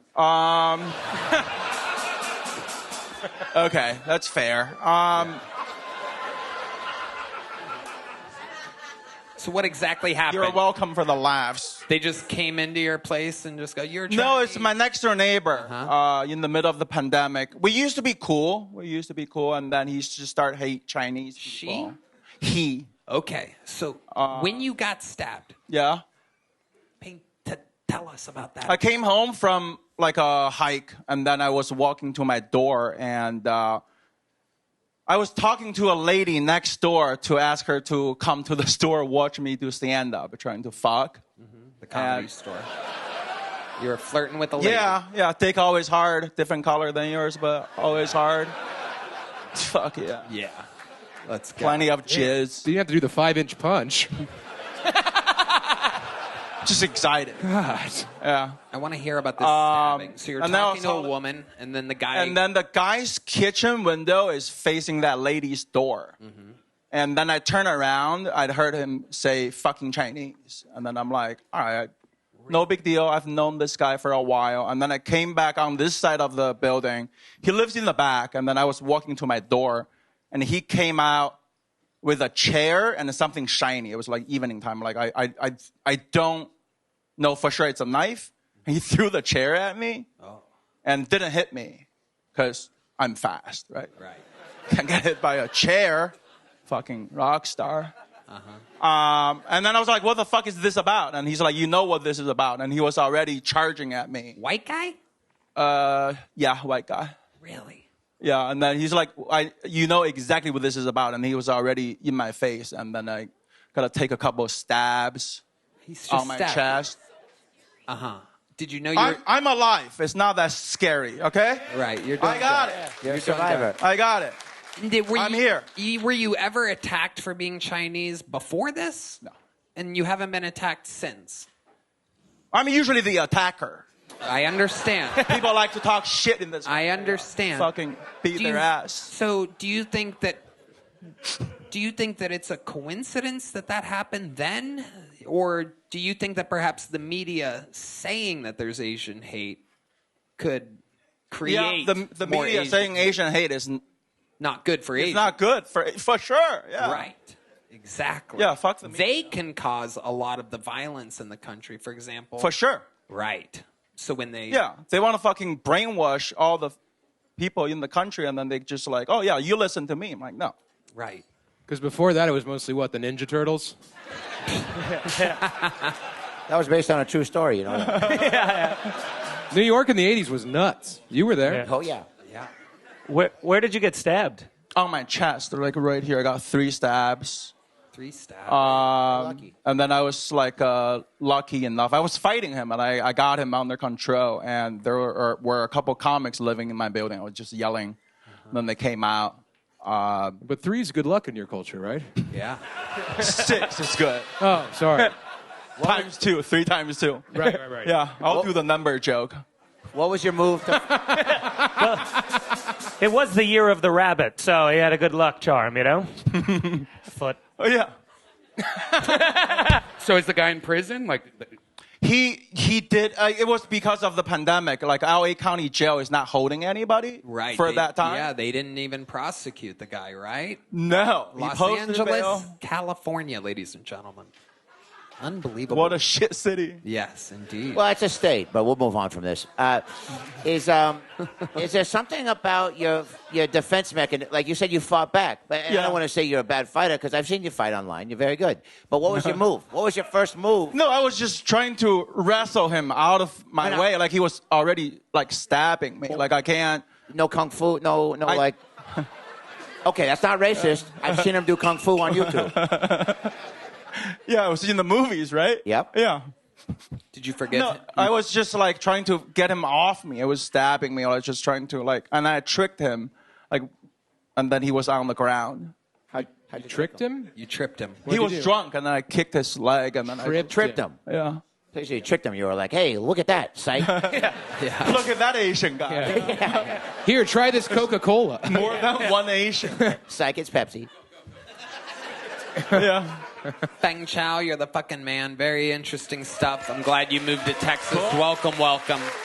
Great stuff. I'm out of big joke books right now. We'll get you one later. It's all good. Thank you guys the for great listening. Fang Chow, ladies and gentlemen. All right. Very, very interesting. We're going to keep it moving along. You guys still having fun out there?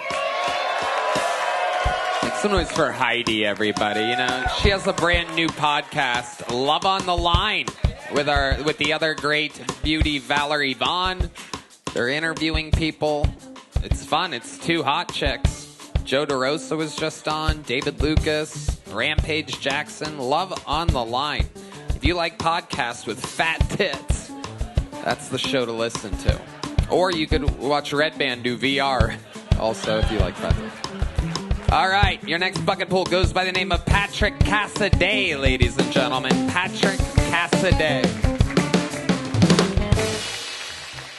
Mothership, what is up? Happy to be here. Guys, I want to talk about an important issue that's going on in America. It's pretty controversial right now. You know what I'm talking about, right? Lesbian sex. These girls are doing it all wrong. I saw one with a strap-on on. The other girl was on her knees sucking it. And the girl that was standing there was like, oh, my God, it feels so good. And I couldn't help but laugh. I started laughing, right? And while you're coming is not the best time to laugh, guys. Wish I had a time machine. Speaking of time machines, segue. Why do people say, if I had a time machine, I'd go back in time and I'd kill baby Hitler? That doesn't make any sense. I mean, why don't they just say I'd kidnap him and raise him right? I think these people are lazy. I don't fucking know. Speaking of Hitler, guys, he might be in heaven. Yeah, seriously, because if you just ask Jesus to forgive your sins right before you die. Oh, that's my time, guys. Thanks. Oh, shit. Damn, Patrick Cassaday, ladies and gentlemen. Patrick, how long you been doing stand-up? About a year, almost. About a year. Talking to the microphone, Patrick. Came out here last year to do the show, and for about 9 weeks, and that's what got me into comedy after. This is your second time on the show? Yeah. Okay. What happened your first time on the show? What did we find out about you that's interesting? I came out here after my father passed away. Okay. What else? I to do comedy, and you're like, hey, does he die because he didn't want to see you do comedy? And I was like, yeah, that was a good one. But that was what you gave me. Patrick, are you inebriated right now? Did you drink No, before I'm this? Did you have a drink? No. You didn't? I had like a sip of a drink, but that's about it. You had a sip of a drink? My adrenaline's pumped right now. Your adrenaline's pumped right now. Have you been practicing? Have you been doing Yeah. it? Okay. A lot. Yeah. Why don't you do another joke? Why don't you do another joke? Why don't you take a breath and do another joke? Do something else. Try something else. Redemption song. Anything else, Patrick. Here he is, Patrick Cassaday. Guys, anybody ever walk in on their parents having sex when they were younger? 27 times. I came out here last year. It was only 14 times. I need to get my new place, I think. All right, there you go. Yeah, that's better. And that's how it's done. Yeah. They want to like you, you know? Yeah. Patrick, tell us more about you. What have you been doing since the last time on the show? Well, my plan was to go back and sell my dad's mobile home and move back out here to do comedy. I went back to Sacramento, and I had a big Kill Tony party with all my friends. They came, and about half an hour after the show aired, I got a call from the hospital, and my mom had died. Oh, my God. So I know my comedy kills. Was your mom watching, perhaps? No, she was past that stage, but she'd heard all those jokes before, so. Well, that's good news. So you went back to Sacramento to sell your dad's mobile home because he had just passed away. Yeah. You have a party, a viewing party, and literally right after the party, you find out your mom passed away. I literally went from the biggest high to the lowest low you could possibly. What did your mom pass away from exactly? Congestive heart failure. Redban.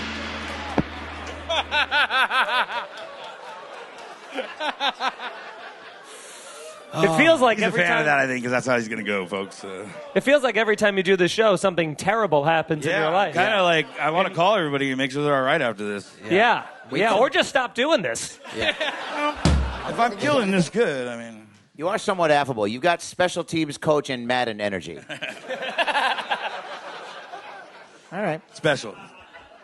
Compliment. Do you have any kids or anything? No kids. That's good. Divorced. Good. Yes, Good. very good. Yeah, they're safe. No one left to die after this viewing party. I You're got gonna no one have above me, no one below me, so it's like, why are you in here? Amazing.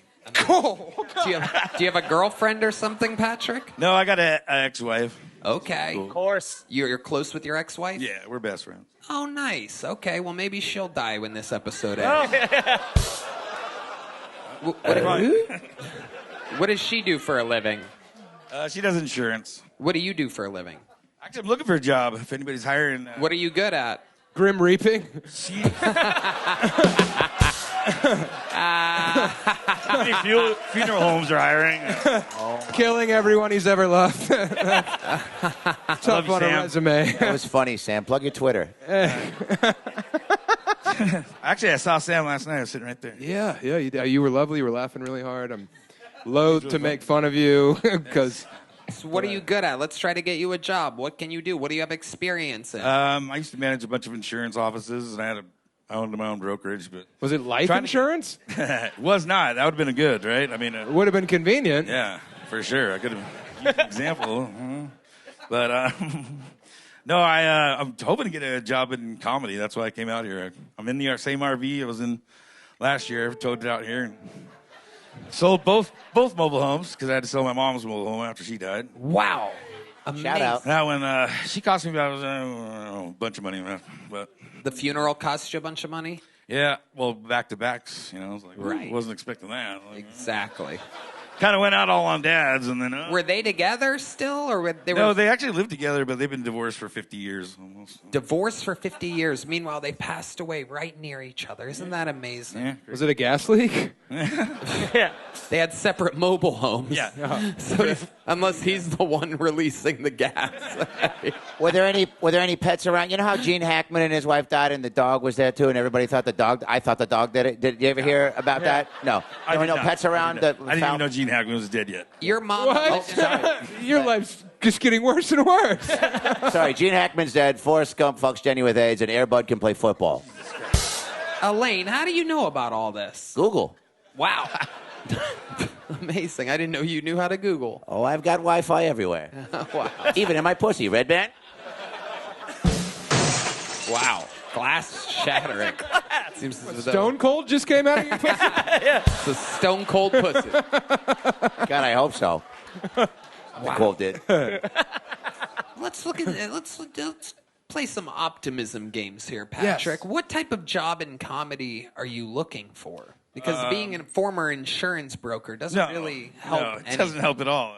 I'm really looking to just get any entry-level job anywhere at a comedy club. Just so I'm not, money's not just hemorrhaging out every month. Right. How much money do you have left right now?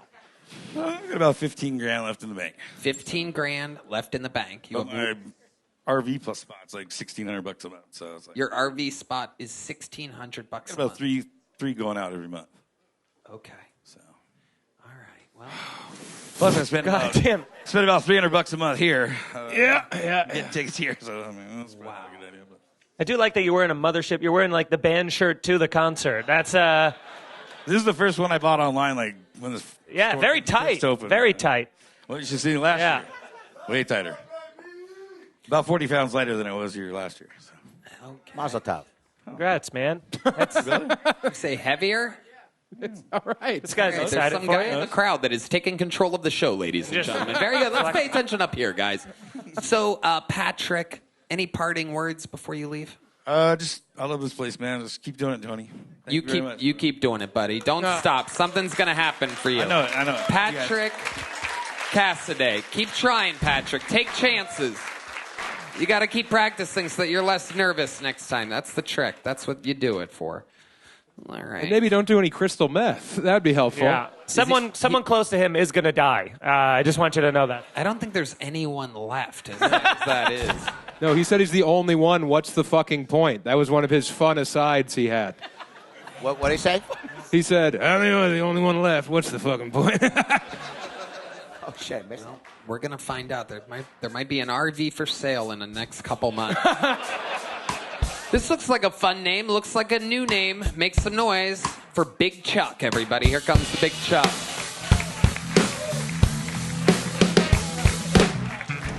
Hell yeah, dude. What's going on? I got a lot of inventions I've been working on lately. My latest invention is a new breakfast cereal.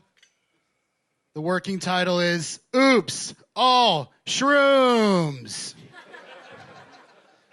I like to eat shrooms for breakfast, dude. It's pretty fun. Yeah, it's working out. I'm down a couple pounds and I'm up a couple IQ points. So it's working, dude. Hell yeah. I eat shrooms for breakfast. It makes your day a little weird. You know, the other day I had shrooms for breakfast, forgot, ended up donating blood. I was like, oh no, dude. My blood's supposed to be going to help sick people, but some cancer kid is going for a ride, dude. He's going to meet God a little sooner than he hoped. Thank you. All right. 55 seconds of eating shrooms in the morning material, ladies and gentlemen. Chuck, welcome to the show. You're not as big as I was hoping you would be with the name Big Chuck. On this show, you're more of a medium. Thanks, buddy. Medium Chuck. Welcome. How old are you? I'm 39. 39. You don't look a day under 55. It's incredible. Welcome, welcome. This is your first time on the show? Yes, sir. How long you been doing stand-up? About 2 years, a little under 2 years. Where at? Reno, Nevada. Wow, you were expecting a big response there. You're the It's like he gets electrocuted when he answers a question. Yeah. Like he's going to levitate. Reno, Nevada! Yeah. That makes sense. What you lack in punchlines, you make up for in volumes, and that's fun. Thank you. There you go. The biggest little comedian we've had on the show all day. So, what do you do for work, Big Chuck? I do video and audio production, but I'm Answer about it. to get laid off, so I'm open to doing a Mexican drum op for Redban's job. No. Great. Redban's job. There you go. All right. Big Chuck, you married? You have kids? Yeah, I'm married. I have a son. He's 8 years old, and I have a dog, too. What's his name? The dog or the son? Either one. Okay, Goose. Okay, what's the dog's name? You scream everything, and there's such an anticlimactic silence after. I imagine us going out later, and you're like, we're going to another bar. Fuck. I love you. Keep going. What's the son's name? I love the great beard. It looks like you went down on Elaine before the show. Yeah, dude. Play your cards right. Must be why your breath smells like Red Bull right now. Too soon. All right. Okay, here's a little joke book. Thank you. Congratulations. Great job. Big Chuck, everybody. Big Chuck. It's a very, very interesting backside of the show. The B side of this show is very interesting. Well, this name looks promising. Make some noise for Matthew Coffin, everybody. Coffin.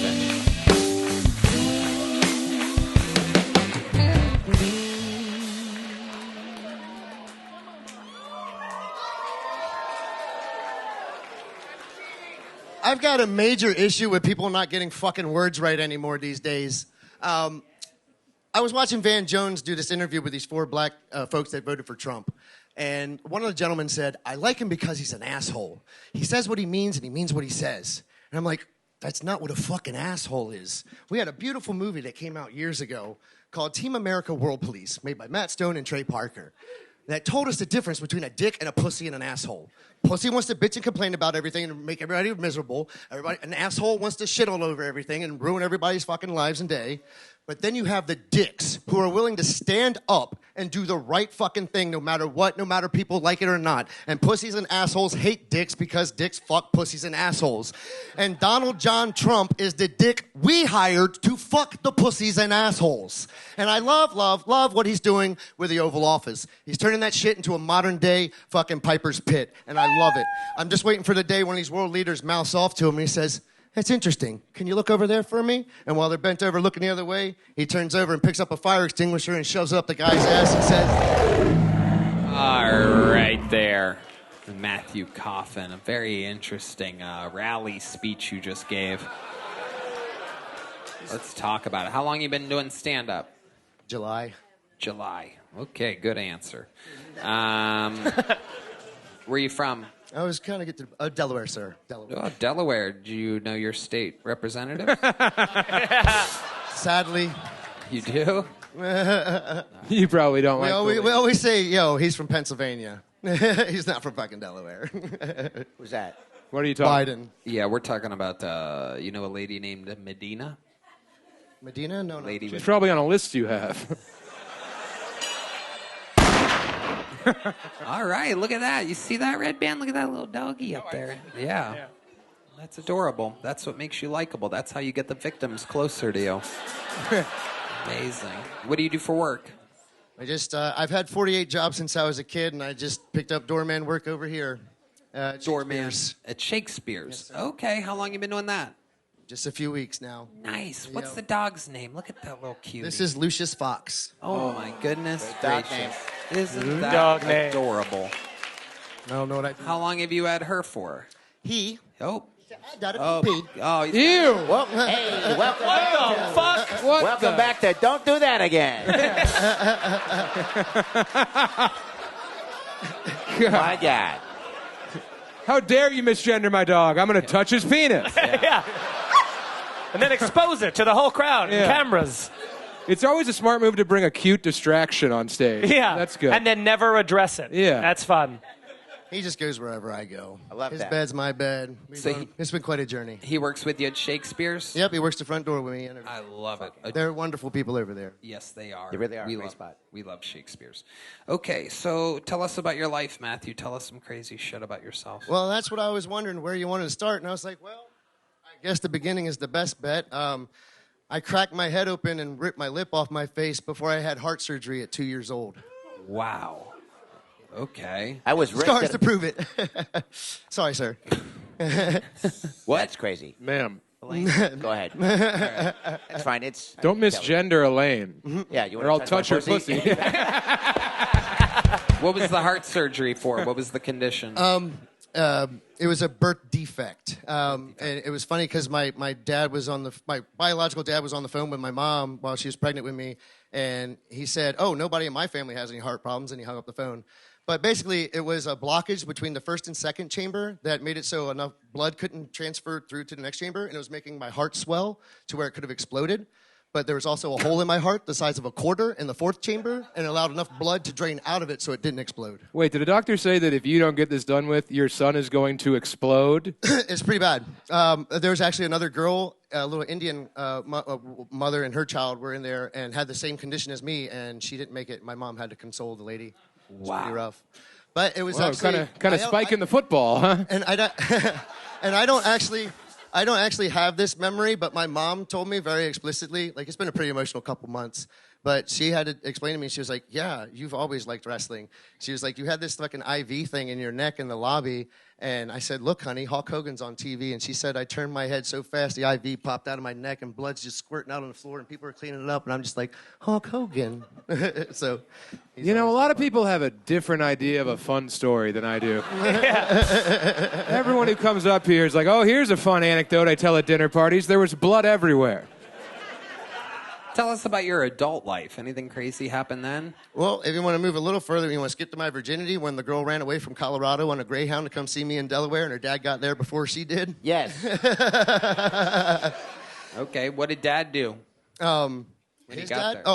there? He was like, he saw me working at the shave ice stand, getting ready to make some milkshakes and shit, and he was like, oh, I see you're a nice looking young gentleman. I can see why she came out here for you. Like, it was actually pretty cool. They were Buddhist. They were actually very, like, peace praying, humble, bumble, like Buddhist. Did you end up fucking the girl? Yeah, that night. All right. Wow. So, like, Dad?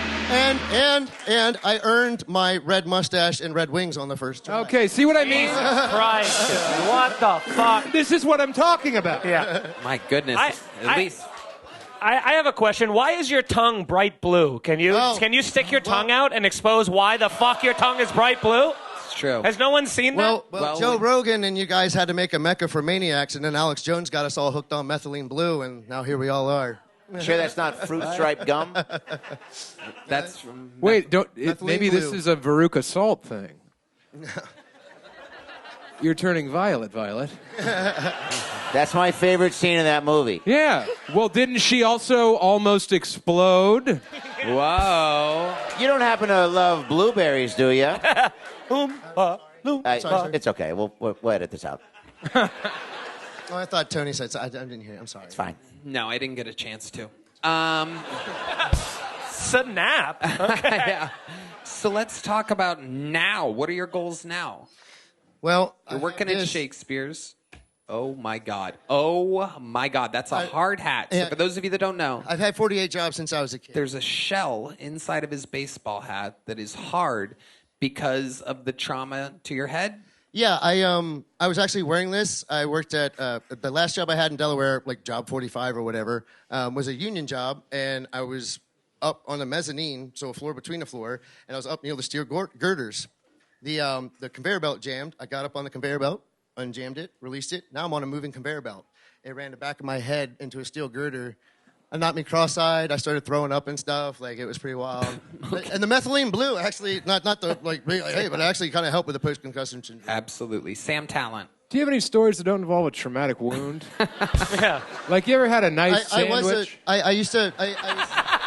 You ever been a Knott's Berry Farm? I've had my time, my little bit of time of hanging out and getting to know some people. I was trained by Van Hammer and Dan McDevitt, Corporal Punishment, and I trained as a professional wrestler starting at the age of 14. Okay. And how bad did you get hurt? Huh? Did you fucking cut a toe off and there was blood everywhere? Or? There's some scars from that and stuff and some head trauma stuff, but mostly probably emotional damage. But it was my fault. I burned bridges and screwed things up. But I was a kid. I was young and dumb. Check in with Elaine here. I have a great question. I just won't be wasting anyone's time. You talk fast and you're somewhat articulate for being such a fucking spazoid. I'm sorry. No, you're very likable. too. No, you're Sorry. likable, and I'm sorry you've been through what you've been through. We get to just fuck around and make poo-poo jokes, and you've been through some shit doing real jobs. So thank you for your service. But also, you said 48 jobs. Could you name all 48? Nope, he can't. Here's a little joke book. There you go, buddy. There he goes. Matthew Coffin, everybody. Not tonight, but could he if somebody asked him can't. to? He can't. I know Not for a tonight. fact. No. Like it. How about one more time for Lucius Fox, ladies and gentlemen? Lucius! Adorable dog. Lucius, brother. All right, one more bucket pool. We know this guy. He's hilarious. He works here. Make some noise for Lock Ogre, everybody. Lock Ogre.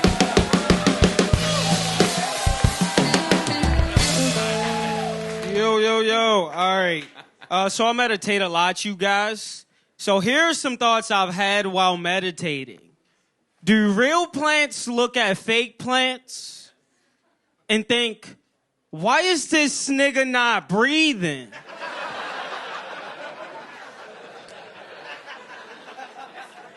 Yeah, here's another thought. It seems like a waste of earth to bury midgets 6 feet deep. Like 6 feet? Bury that little nigga in a mailbox or something. Yeah, I've also noticed that job interviewers will ask you, what's your biggest weakness?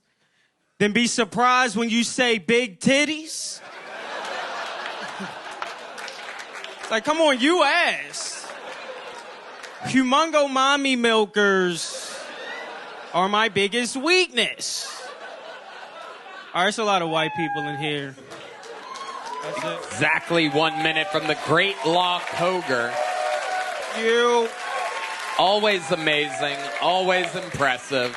So glad we got you out of the bucket. Woo, hell yeah. It's been Refreshing. yes, very amazing. Appreciate it. How's it going, Law? Cool, man. Yeah. Just, try not to go crazy, you know what I'm saying? Why? What's going on? what's happening in your world? Bitches just fucking with me, man. Let's talk about let's talk about the hoes. Yeah, bro. What are they doing?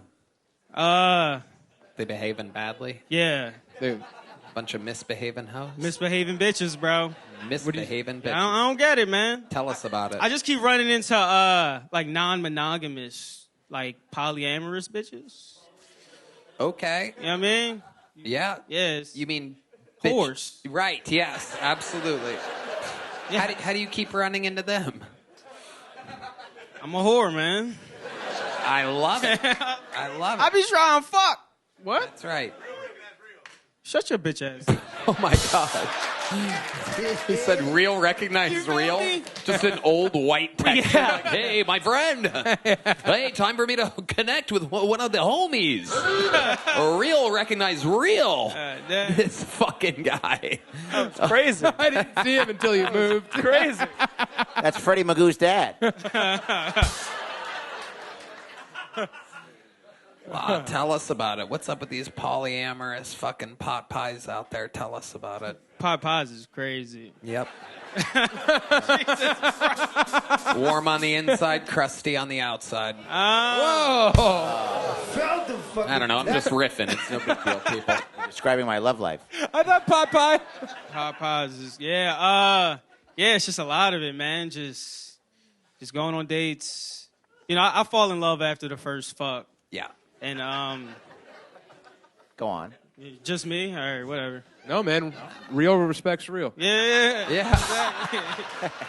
Exactly.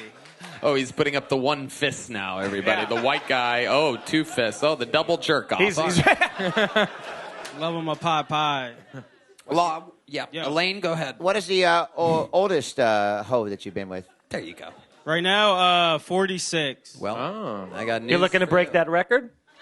77. You want to let me put my Ouija board on your chocolate slip and slide? Hey, man, I'll try anything once. Are you into women with big hands and an unbelievable amount of arm hair? Look at this. Shit. I was told specifically you wouldn't do that tonight. Adam Egan assured me you would not pull my left sleeve up that far. I mean, it is a lot of arm hair. Well, I eat my vitamins. Elaine, do you tie a lot of knots? Huh? Yeah. Your forearms are huge. Yeah, what kind of workouts are you doing? Your shoulders are massive. Shredded. Pickleball. Mind your own fucking business.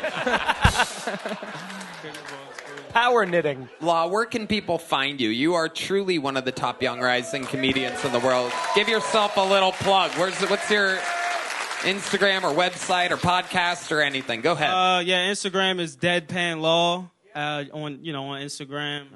YouTube, Law Ogre, Deadpan Law, you know what I mean? Yep. Well, which one is it? On Deadpan YouTube? Law. Deadpan Law. Yeah, DEADPANLAW. They got that part, yep. I'm going to have you back on the Secret Show Thursday, Law. Boom.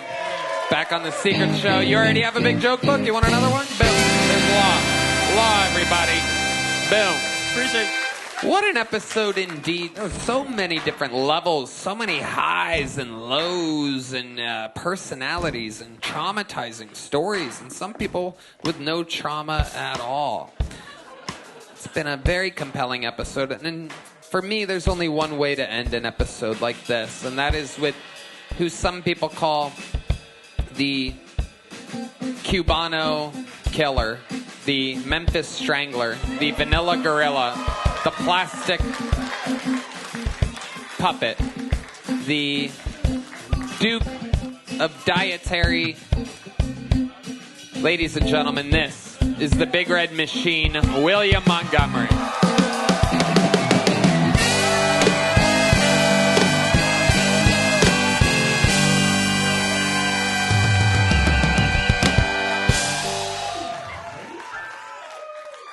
I met a guy at the airport who told me he used to do comedy, and I said, "Oh, were you pretty good?" And he said, "Yeah, I almost went viral."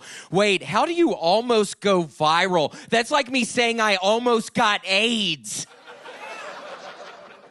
Pro tip, when you get off a plane and walk out of the gate and the people are staring at you waiting to get on, say loudly into your phone, "I've never seen so many spiders on a plane in my life."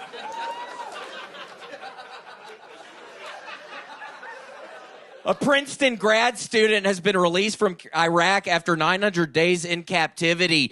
Damn! How long was that thesis? Growing up, I was told I should be a doctor because my handwriting was so bad. And signing settlement checks to harass nurses. I was like a motherfucking nasty Doogie Howser. Dooger has okay. That's my time. I can. Exactly 1 minute from the man with the most appearances on the show, the most interviews on the show, the living, reigning, defending Hall of Famer who just keeps adding on to his resume, William Lights Out Thunderfuck Montgomery. Absolutely incredible. How are you? So nice to be here, Tony. Fantastic. I'm having the best time, and I'm so excited to see you. It always brings me an incredible amount of joy. You're so sweet. Stop. Indeed. Absolutely. Stop. William, tell us about your life. How's it going? Oh, my gosh. I was in Tacoma this past weekend. It was a whole bunch of fun. And, Tony, it made me realize I have a joke that I've been telling now for a while. Unless atheists start having potluck dinners, I think I'll stick with Christianity. And it got a weird kind of response in the crowd. And I was like, what, do we have a bunch of fucking atheists in the crowd? And this one girl especially was very loud. And I got into this very long discussion with her. Luckily, people were laughing the whole time, but I was just telling her, I mean, you don't really know. I don't really know. It's a leap of faith you have to take. I mean, why are you going for this horrible, dark part? Why would you want to maybe go to hell? That seems so incredibly foolish of you. And I just kept on. So it made me think I maybe need to get into preaching, Tony. I think I've maybe. Hey. I think the Lord has been tugging at my heart. Yeah. And I think I might have to do that. So. No doubt about it. It happens, it's good for people to find something to believe in. And I just want to try to save Redban at some point because that guy's soul is so incredibly lost with his weird little glasses. What do you like to record on that, Redban? I see you got the little glasses to record shit. Yeah. Probably a bunch of bathrooms. Probably bathrooms. Yeah, at the mall. put the glasses. Yeah, fucking put your face in the fucking part of the stall. You can see the girls changing. That's what you told me the other day, dumbass. Yeah, brother. Why are you acting like an idiot? Yeah, he's looking at fucking naked chicks in the mall, changing. He's nasty. Yeah, dude, you're going to get sued. You're going to get in trouble. Is this true? You've been going to the mall, Redban? He's going to get sued. Yeah, he's been going to the fucking mall down the street. Straying away from the Orange Julius at the mall? Come to mention it, I do remember changing in the Nordstrom rack and hearing a guy outside going, Sam Tallent. Hey. Yeah. Hey, you look good. Well, you do too, I know, Sam. but what's I've been going on? seeing pictures. Yeah. You look wonderful. Thanks, man. Right So back at you. happy. Look at these fucking arms. You look solid. Well, I'm bro. trying. You look I went healthy. over 1,200 fucking miles since January. You guys. Today, which that feels good. So It that's is been wonderful. amazing. I'm looking at you two next to each other. You two both at some points looked just like a lot of the stories that we heard here tonight. Multiple heart attacks possibly right around the corner. Yeah, hopefully my wife does it to me, though. Yeah. That'd be preferable. And there you are. You've lost, between the two of you, more weight than I am. And it's incredible. Yeah, I lost 60 pounds. Yeah. Damn. That's wonderful. Thank you, man. That's great. William, tell us more about your life, man. This is incredible. The people want to know. It's a wet hand, buddy. That's a real I wet have hand. a really wet, cold hand. For anybody who ever wondered about my hands, they're really cold and wet all the time. Do you Oh, feel it? I can actually see it glistening on that. It is soaking wet. That is It's like shaking I have hands. this horrible blister from the row machine. It's this nasty looking. There's one of these on Redban's penis. Oh. Literally. Wow. I swear to God, look at that thing. Yeah, it looks like a weird. Do you see that? yeah, I got something similar in between my thighs. I'll send you a link. William, you look like the ringmaster for a flea circus. Anybody ever tell you that? I love that. Have you been to the circus, though? Because you seem like you go outside a lot, you go to fun stuff, but like, what do you do when you're on the road and like you have some time to kill for yourself? I will walk around. I'll smoke some weed and listen to some music and walk around. I do that a lot. And there are people like, whoa, it's Pennywise. Well, I have some sweet Australian person send me a hat with a whole face guard and everything, so I'm all face guarded up, and that helps with the sun. It also helps with nobody does that. No one else alive does that. Yeah, it's a good signature look. But yeah, Tony, everything's fine. You do seem a little extra moist tonight. Your hands are wet. I can see your armpits have a giant wet splotch. Dear God. Perhaps that is not the right shirt to wear when you're suffering from an unbelievable... Tony, it's been horrible. Like in Tacoma, my whole shirt, after one show, my whole shirt is soaked through with sweat because I think I sweat so much every day on the row machine that now I just sweat. The floodgates are open. So I think it's good. I think it adds sort of drama to what's going on up there. No doubt about it. Sweat coming off. What are some other things that make you sweat in life, William? Oh, my gosh. Watching a good movie with a loved one. Wow. What else, William? What makes you sweat in so life? So close to me. What makes William Montgomery sweat? The world wants to know. I'm getting in my ear. Yep, they want to know. What makes the great Billy Boy McGumballs sweat? What makes me sweat? Probably probably meeting somebody for the first time. Wow. Yeah, that'll make me sweat every time. I think everyone thought it was going to be something big, including the horn section. It's just a normal human response. Yeah, you've been like talking to somebody or whatever, and you made it, and it's like, gosh, that would make me. Dude, make me sweat. I met Triple H and Stephanie McMahon this weekend, and I said because of Tony was nice enough to send them to the shows, and I met Triple H, and I was like, man, my entire life I've been a fan. It's lovely to meet you. And then to Stephanie McMahon, I said, my entire life. So I blew it too, Yeah, it's scary meeting people. What the fuck does my entire life mean? Yeah, what were you thinking? I don't know, but I've been thinking about it since. Yeah, nonstop. Yeah. My entire life. It's almost unbelievable. Yeah, you did mess up. It's That's unfathomably insane. stupid. Yes. I met Lark Voorhees at a Hudson News once. Oh, the Lark? Huge bitch. That's it. Not every story's going to crush tonight. William? Yeah. It is so good to see it. Does the sweating thing bother the fans, or do they take it as like a sign of like you're working hard for them? I don't know. Good question. I have no idea. That is a good question. What else makes you sweat, William? Maybe eating Cheetos in my bed at night. Yep. Ooh. I ate a bunch on Saturday, yeah. Wow. Because I'm trying to stay kind of slim for the row machine. You just want to sit on my lap, bro? Come in. What? I feel comfortable around you. I love you. Yeah, you're good. Well, I feel comfortable around you. I love being around you, man. Why don't you do that? Why don't you sit on Sam's lap for a second? Elaine had a big announcement that she wanted to make. Elaine, you want to do it? I have a big announcement. First of all, how great was tonight's program? Was it not one of the Well, best? we're not ending it yet. I know. I'm You just don't saying. want to do that because people watching might turn it off right now before you make that big announcement. I just wanted to give a shout out. My big announcement I'll is... end the show when it's I just over. wanted to say... I You just seem wanted to- very hosty. Has anyone ever told you that? Seems like you do a lot of hosting of your own shows. Like, I mean, I see this, like, Dr. Phil show, very popular on YouTube, on Netflix.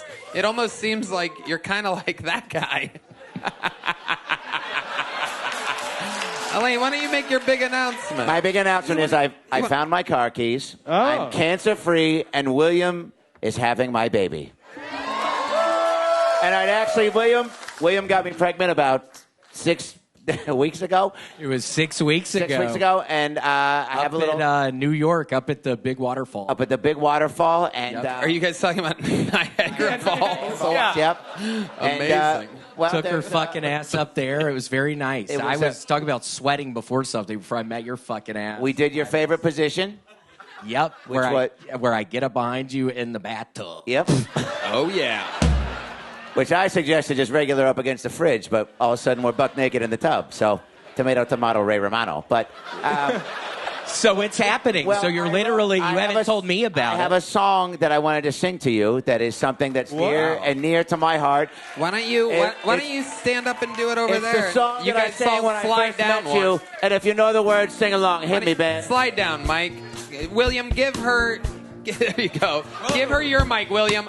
I'm gonna take this one. I got you, buddy. There you go. Ladies and gentlemen, the legend, Hall of Famer, Elaine, everybody. I've traveled the world. I've seen everything. Come on! But tonight will be the greatest night of my life. It has to be. Well, we've seen good jokes and bad jokes and Jews and blacks. And that fat guy almost had a heart attack tonight. But that's what you get when you sign up for Kill Tony. You try your best. You hope that on your side is luck. And if you strike out, go back home and call me for a titty bug. Call me for a titty bug. Everybody, call me for a titty bug. Just David Winner. Just Joe Rogan. Just the white man. Call me for a titty bug. You have my number. Call me, bitch. I'll be in the bathtub. Call me for a titty bug. And I'm so happy you're pregnant. I'm going to give birth to a little clown. Wow. Elaine, ladies and gentlemen. How about one more time for the great William Montgomery? This show brought to you by ExpressVPN, Shopify, and PrizePicks. Sam Tallent is going to Royal Oak, Michigan, Vermont, and Denver Comedy Works over Thanksgiving weekend. Sam? Yeah. Thank you. SamTalent.com. It's an honor. SamTalent.com. My entire life. Comedy.com. He's the wanted host of Co-Host Wanted. It's all over YouTube. He's going to Fort Worth, Texas, Maine. Get tickets at MikeFeeneyComedy.com. Elaine, what can I say? Plug yourself. Tell them all about what you're working on. Guys, my grandson Adam Ray is doing the final Dr. Phil Live in Los Angeles on December 16th. And then he just launched a huge theater tour for next January through April. Vegas, New York, Boston, Denver, Portland, Seattle. AdamRayComedy.com. I love you guys! Support her grandson, AdamRayComedy.com. Literally one of the biggest stars to ever come out of this show. Dr. Phil, Elaine, Jeremy, Tony Hinchcliffe, Adam Ray, full of surprises. Your grandson is amazing. We love him. Literally like the greatest thing to ever happen to the show. You're unbelievable. One more time for Elaine, everybody. The drawing from Ryan J. Ebelt is in. Let's see what Chris Rogers drew over there. Whoa, Timmy No Breaks. Look out. Redban. Check out the Sunset Strip, ATX.com. Love you guys. A few tickets are still available for the arena New Year's Eve here. So for those of you complaining that you can never get tickets to Kill Tony, this is your only chance. I'm also doing stand-up in an arena in Salt Lake City. What can go wrong? In Utah, in an arena, November 1st. Yikes. So much fun. We love you guys. God bless this audience, and God bless the United States of America. Thank you. Good night, everybody. Call me for a titty bug. Call me for a titty bug. Call me for a titty bug. Call me for a titty bug. Call me for a titty bug.